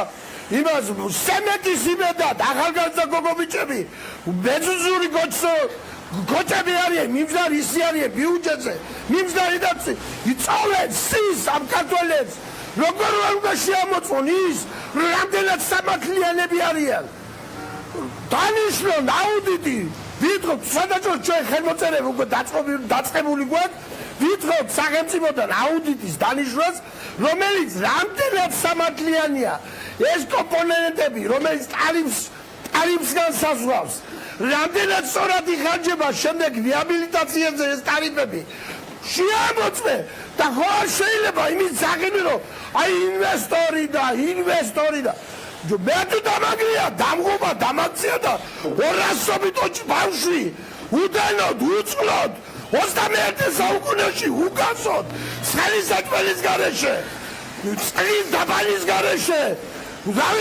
ტელევიზორის და კომპიუტერის გარეშე გაზარდე რა ინვესტიციაზე გაქვს საუბარი მაგრამ არ გაცხრა ნამდვილად რა ამდენის მუცელი მითო თვითონ არიან წილში თვითონ არის ხელისუფლება წინა გადმეიბარენ ახლა ამგენმა ბატონო გოგი ანუ ამ შემთხვევაში წილში არ გაცხრათ თქვენი ლაპარაკიდან რაც ანუ თავარი აზრი ის არის რომ თქვენი აზრით ეს გაბერილი არის ეს თანხა და აუდიტის ჩატარების შემთხვევაში უფრო მცირე თანხით შეიძლებოდა გაზრდა ან საერთოდ არ უნდა გაზრდილიყო ანუ აქეთკენ მიყავთ როგორც თქვენი საუბარი აი რა თქმა უნდა ახლა დენის გაზრდასაც აპირებენ როგორაც ვიცი აი შეისწავლონ აუდიტი დანიშნონ დაგვიმტკიცონ რომ გარდაუვალია რომ საქართველოში მოსახლეობას კონდეს დელი ტარიფი უნდა იყოს ამდენი დაგვიმტკიცონ ჯანდაბაჩველი თავი გავიჭირვებთ გადავიხდით მევიკლებთ გავყიდით რაც ხაზვისავ მაგრამ დაგვიმტკიცე ქართველი არის 90% ეჭვიებარება რომ ესა კორუფციული კეთილინები როგორც ხელისუფლება შენი მოვალეობა ეს დაუმტკიცო ქართველებს რომ ეს არა კორუფციული ეს აუცილებლობიდან საგარეო ფაქტორებიდან სიძვირიდან საერთაშორისო ბაზარზე დენის გაზის დამიმტკიცე თავხედურად გამიძვირე მოდიხარ და კიდევ თავხედობა კომლის და ხმა მემობეც ყველაზე კაი მე ვარო ბატონო თავხედობა ცინიზმი და ქართველი ერის წინაშე დანაშაული ბატონო გოგი თქვენ ამავდროულად ხართ მერობის კანდიდატი და სულ მალე არჩევნები იქნება იმ შემთხვევაში თუ კი გახდით და დაიკავეთ ეს პოსტი ამ მიმართულებით გარდა აუდიტის სამსახურის მიერ კვლევის ჩატარებისა თუ აპირებთ რაიმე ქმედების განხორციელებას თქვათ შედარებით უფრო ხისტი ნაბიჯის გადადგმას ან თუნდაც მოდი სიტყვა თუ ამოვიღოთ მე გარანტირებულად ვიცი რომ ვარ ქალაქის მერი აი გარანტირებულად ვაცხადებ რაც არ უნდა ალბომ მე ვარ ქალაქის მერი აბსოლუტურად მთელი ჩემი ამ მოღვაწეობის დროს ყველაფერს გავაკეთებ ყველაფერს ვიღონებ რათა ასეთი კაბალური არ იყოს გადასაღადები და რათა ადამიანებს სულის ამოთქმის საშუალება გქონდეს და რადა ამ ქალაქში არ ცხოვრობდნენ ადამიანები ვინმე თუნდაც სიმართლით თუნდაც მართლა გადაუხდელო ვიწყა მიადგეს და თავხედურად 5 წლის ბავშვს 3 წლის ბავშვს თუ 12 წლის ბავშვს თუ 20-ს მიადგეს და დენი ჩაუჭრას უკითხავად მერიისა აი ყველა ღონისძიებას გავატარებ ამისათვის ეს არის კატასტროფა რას ვეუბნები შთამომავლობას აი რას ვეუბნები რომ ამდენი ბავშვი ყავს დაუბალელი და ევროპაში მივდივართ და მაგზედება კომუნისტების დროინდელი დავეციო და გავასწროთ ამერიკის შეერთებულ შტატებსო მე ერთმა უთხრობ რომ გავასწრები უკანალი გამომთვლილი რო გვაქვს შეცვლებაო ისია ახლა ჩვენი საქმე რა ევროპაში შეტიკავდე უკანალი გამომთვლილი გაქვს ბატონო გოგი, შეგვიძლია რახან არჩევნები ახსენეთ, საარჩევნო ნაწილზეც გადავიდეთ, ორი სიტყვით რო გითხრათ, როგორი არის წინასაარჩევნო პერიოდი, თქვენ აქტიურად გააჩაგეთ უკვე ეს კამპანია, ვთვლით თუ არა, რომ რაიმე დარღვევები ან არასათანადო გარემო არის და არჩევნებსაც რო ვისაუბროთ რამდენიმე სიტყვით, რამდენად რეალურად აფასებთ თქვენ შანსებს უკვე კი გითხარით, რომ გჯერათ რომ მერი გახდებით და ასე იქნება, თუმცა ზოგადი შეფასება მაინც ერთრამეში არ დეგეთახვებით მე ერთრამეში არ დეგეთახვები ახლა არ გამიჩაღები ეს კამპანია საერთოდ ახსენება არჩევნების ხსენებაში არ იყო როცა მე აქტიური იყავი როცა მე პრობლემებს ვაყენებდი როცა ამას ტიოდი ხო ნუ ასე რომ მე ეს ახლა არ დამიწყია მე რაც ვარ ამ ქვეყანაზე და რაც ვარ პოლიტიკაში მის მერე აქტიური ვარ მის მერე პრობლემებს ვაყენებ რა თქმა უნდა გარემო არის ცუდი რა თქმა უნდა მათ აქვს მეტი ფულადი რესურსი მათ აქვს მეტი ადამიანური რესურსი უბრალოდ ადმინისტრაციული რესურსი და მინდა ახლა პირველი რაც დაიღვა უკვე 5 ადამიანი რომელიც თავის ინიციატივებით ისე კიდო საკითხავია რომ უკან ახლა მანდა მაინც საქართველოს ამ ინიციატივები მაგრამ რაღაცა ხელფასია მაინც შეიძლება ვიღაცებს გამოეხატა ხო სურვილი 5 ადამიანი რომელიც სესკოს უნდა დაენიშნა აბსოლუტურად 5-ვე გვარი და სახელებით უკვე შემოწმებული მაქვს აბსოლუტურად 5-ვე საოლქომ დაამტკიცა ადმინისტრაციული რესურსი წარმომადგენლები ნუ აღა გამოვა ისინი რა გვეტყვიან რაღაცებს განმარტებებს ამას რა განმარტება უნდა თლიანად შენი რო აიღე ხელში საუბნო კომისიები თლიანად ამისთვის გინდა იმისთვის რომ იცხოვრო სტალინივით რომელიც ამბობდა ვინც ითვლის ის იმაჯებს მაგრამ არ გამოგივათ კიდევ ერთხელ გეუნებით ხელები დაგეთუთქებათ ბატონო გოგი ოპოზიციური პარტიების ხარდაჭერის იმედი თუ გაქვთ მეორე ტურში და თუ აწარმოებთ მათთან ამ ნაწილზე მოლაპარაკებებს ან აპირებთ თუ არა რომ დაიწყოს გარკვეული მოლაპარაკებები თუ საჭიროება მოიწევს აი მე აწუთასაც ზაცავარ თუ გამოჩნდება ვინმე ისეთი რომელიც თქვა ჩემზე მეტი ცნობადია ავტრაბახო ჩემი აზრით ხო და რაღაც დაყვინელი ამ ქალაქზე უძოლი ამ ქალაქისთვის სათავარ დაუთმო და არა მე ვიგულისხმევ რომ თქვენ დაგიჭირონ მეორე ტურში მხარე არა მეორე ტურში ეს ასეც იქნება რა თქმა უნდა რაც უნდა ლიდერებმა გაცენ თბილისი და თუ ქუთაისელი პოლიტიკური ლიდერებმა წულაიას დაუჭირეთ ხარი ან არ დაუჭიროთ მოსაგროვა მაინც ამას თავისით მიიღებს ამ გადაწყვეტილებას რა თქმა უნდა და მადაბას დიდი გავლენა ლიდერების მოწოდებისა უბრალო მოქალაქეებზე და ამომრჩევლებზე რომ მეორე ტურში ისინი თვითონ გადაწყვეტავენ ამას მე ასე ვფიქრობ და რა თქმა უნდა კარგი იქნება რა თქმა უნდა გამიხარდება მეორე ტურში ხალხაჭერს და ბოლო რესურსი ის ვინც საარჩევნო კამპანიის დროს ყავდა ამა თუ იმ პარტია ჩამული იმ რესურსით დახმარება რა თქმა უნდა ეს იქნება უძვირვასესი მაგრამ ამომრჩეველი ამ მოწოდებით არ გავლენის ქვეშ არ მოექცევა ისინი მაინცავლია თუ კი ოპოზიციის მომხრეები იყვნენ აღგებიან და მეორე ტურში მე მომცემენ ხვალს მაგრამ ესე მეორე ტურამდე ღმერთთან უმიყვანოს რა გვიდა ხაჭე საინტერესოა დედაქალაქის მერის არჩევნებზე ბატონი გოგის კომენტარიც საინტერესო იქნება რომ მოვისმინოთ დედაქალაქის მერის არჩევნებზე რას ფიქრობთ ვინ არის თქვენი ფავორიტი კანდიდატი და რატომ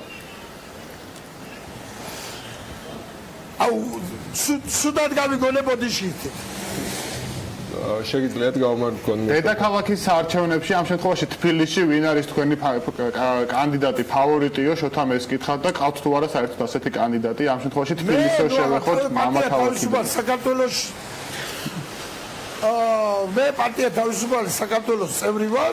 არსებობს უკვე ბლოკი გაერთიანებული დემოკრატები თავისუფალი საქართველოს და მისი ნომერია 3, რომელსაც ასე თუ გონი გვედაებიან, მაგრამ მე მაინც ვიმედოვნებ, რომ ნაციონალების იქმედებას როცა ოცნება 7 წაართვა ისე აღარ მოიქცევიან. ჩემი აზრით და იმედი მაქვს 3 არის ჩვენი ნომერი, მერობის კანდიდატია კაღაკუკავა, რომელიც ჩვენი პარტიის თავმჯდომარეა და რა თქმა უნდა ვიტყვი, რომ მოუწოდეთ თბილისლებს, ვინც კი ვიცნობს, ვინც კი პატივცემს და ასე თუ ისე თბილისლები ცნობენ და გუჩი ურექს ვიყავ რაღაც საქმეზე და თბილისელმა ბავშვებმა მტყოვეს სერტის გადაღება, მოუწოდებს ყველასო კაღას მიცემ უკავა სხვა და საგრებულოს ბავშვები რამდენად იქნებიან არჩევნებში მონაწილეები და ხმის მიცემის უფლება რამდენად ექნებათ? მადლობა ბატონ გოგი. გასაგებია თქვენი პოზიცია თავისუფალი. ბავშვები გონაც. გასაგები არის, რა თქმა უნდა, პარტიული დისციპლინა თვითონიცნებს იმას, რომ თქვენ რა თქმა უნდა თქვენ პარტიას უჭერთ მხარს. მადლობა იმისათვის, რომ მიყავით საქმიანი დილის სტუმარი. გოგი წულაია საუბრობდა საქმიანი დილაში, პრინციპში მის განცხადებასთან დაკავშირებით რაც შეგვიძლია ვთქვათ, ის არის, რომ ფაქტია ელექტრომომარაგებასთან დაკავშირებით ტარიფის ზრდა ბევრისთვის არის პრობლემა. იმერეთთან დაკავშირებით და ქუთაისთან დაკავშირებით სტატისტიკა აჩვენებს, რომ საკმაოდ მაღალი არის გადაუხდელობის გამო ელექტრომომარაგების შეწყვეტის პრობლემა და შესაბამისად მარტივი ლოგიკით შეგვიძლია ვთქვათ, რომ გაზრდილი ტარიფი კიდევ უფრო მეტად მძიმედ დააწვება მოსახლეობას. თუმცა ეს ტარიფის ზრდა სხვა რეგიონებშიც და სხვა ქალაქებშიც რთული არის. საინტერესო იქნება რა შეგვიძლია უახლოეს მომავალში ვთქვათ, მათ შორის ჩვენი მაყურებლებისათვის მოვიწიოთ, ანუ რამდენი პროცენტი არის მოსახლეობის ისეთი, რომელიც გადასახადის გადაუხდელობის გამო ელექტროენერგიის მიღებას ვერ გაზით და ელექტროენერგიას ამ შემთხვევაში საინტერესო იქნება ფაქტ-ჩეკის კვლევის ფარგლებში ეს მხოლოდ ქუთაისის ნაწილზე ვუხდა. ამ შემთხვევაში რიცხვი აქაც მასშტაბური არის 13000-ზე მეტი ასეთი პირი არის. აქედან უმრავლესობა არის ინდივიდუალური პირი და არა იურიდიული პირი. შესაბამისად ოჯახებს ექმნება ეს პრობლემა და ნუ სწორედ ყველაზე მეტად რეგიონებში, როგორც უკვე აღნიშნეთ, ქუთაისში და სხვადასხვა რეგიონებში გაძვირა და 9 თეთრმა მიაღწია. თბილისში ეს 9 თეთრი იყო. გოგი წულაიასაც შეეხება მისი განცხადება კიდევ ერთხელ შეგვიძლია აღნიშნოთ, რომ მართალი იყო და მეტიც გადაჭარბებითაც კი, იმიტომ რომ გოგი წულაიამ განცხადებაში 900 ოჯახი ახსენა, სინამდვილეში კი 1100 არის დაახლოებით ყოველთურად იმ ოჯახების რაოდენობა ქუთაისში, ვისაც გაზის მომარაგება უწყდება გადაუხდელობის გამო, შესაბამისად ეს პრობლემა მართლაც აინდო ბატონმა გოგიმ. თუმცა ამ ნაწილში აი ბატონ გოგის ვერ დავეთანხმები, რომ ეს არის ვთქვათ სემეკის რაღაც ინდივიდუალური გადაწყვეტილება, იმიტომ რომ ტარიფის ზრდა რეალურად იმ გარემო პირობებმა განაპირობა, რომელიც უკავშირდებოდა პირველ ეტაპზე სავალუტო ცვლილებებს, რამაც რამდენიმე წლიანი პაუზის შემდეგ გადახედვა განაპირობა. საინტერესო იქნება ბატონი გოგი თუ გახდა მერი ამ შემთხვევაში და აუდიტის დასვენას გააკეთებს, რა ვითარება და რა შედეგები ამოვა. ბატონი გოგის თავარი სათქმელი იყო ის, რომ კორუფციული გარიგება არის ამ შემთხვევაში და ფასი ზედმეტად გაიზარდა, ანუ არასაჭიროდ დიდად. შესაბამისად საინტერესო არის რა შედეგები იქნება იმ შემთხვევაში თუ გოგი წულაიამ თავის მშობლიურ ქალაქში არჩევნები როგორც თვითონ ვთქვა პირველივე ტურში მოიგო. ნახავთ შედეგებსაც, არჩევნები არაერთხელ იქნება, მათ შორის საქმიანი დილის ყურადღების ცენტრში და რა თქმა უნდა საქმიანი ნაწილში პოლიტიკური განცხადებები იმედია რომ მაქსიმალურად იქნება დისტანცირებული. ბევრი საინტერესო განცხადება იყო ამ პერიოდში, მიუხედავად იმისა, რომ ზაფხული იყო ეკონომიკის ნაწილში და რიცხვებთან დაკავშირებით კანდიდატების მხრიდან და მეგონი ფაქტ-ჩეკის შემდეგი რუბრიკები შესაძლოა არის, რომ სწორედ ამ თემატიკას მიეძღვნას, რა პირობებს აძლევენ კანდიდატები გამარჯვების შემთხვევაში ამომრჩევლს, რამდენად რეალისტური არის მათი დაპირებები და რამდენად შეიძლება რომ ეს საერთოდ განხილვადი იყოს ის, რაზეც ისინი საუბრობენ. დარწმუნებული ეს ძალიან საინტერესო. მე მგონი მაყურებელიც არ გვიწყენს თუ უკვე თვითმმართველობის არჩევნებამდე სწორედ ამ თემებზე ვიქნებით ჩვენი კონცენტრირებული და ფაქტ-ჩეკის გარდა ამ შემთხვევაში შემიძლია გარანტია ვთქვა, რომ თვანგვის დეტექტორიც ამ ნაწილზე იმუშავებს და საინტერესო ციფრებს შემოგთავაზებს აუცილებლად, რომელიც თვითმმართველობის არჩევნებზე თბილისზე და რეგიონებზე იქნება მომართული. მოკეთ საზე ველოდებით თვანგვის დეტექტორს და დარწმუნებული ვარ, რომ სოციალურ ქსელებში და არა მხოლოდ სოციალურ ქსელებში ჩვენგან და სხვა მედია საშუალებებთან აქტიურად იქნება განხილვადი ყველა ის ინფორმაცია, რომელსაც თვანგვის დეტექტორი შემოგთავაზებს. თუმცა ამას უკვე მომდევნო ეთერებში, მათ შორის ხვალიდან საინტერესო ამბებს შემოგთავაზებთ. ხვალ დილის 8-ზე შეხვდებით ერთმანეთს, საქმიანი დილის მაყურებლებს და მოგთავაზებთ კვლავ საინტერესო საქმიან და რა თქმა უნდა საჭირო ინფორმაციებს განვიხილავთ საინტერესო სტუმრებს და თემებს. ახლა ქალების ნარატივის დრო მოდის, სულ რამდენიმე წუთში გვანცალაღიძესთან ერთად ქალების ნარატივი დაიწყება. დღის განმავლობაში აუცილებლად უნდა უყუროთ საქმის ხორს ზუსტად 15 საათზე და 22 საათზე და 45 წუთზე საღამოს პრაიმ ტაიმში უკვე შემაჯამებელ გამოშვებას. მისაღად ამჩენია რომ უკვე შოთასთან და ზაზასთან ერთად ხვალ დაგემშვიდობოთ, ასე რომ ნახვამდის.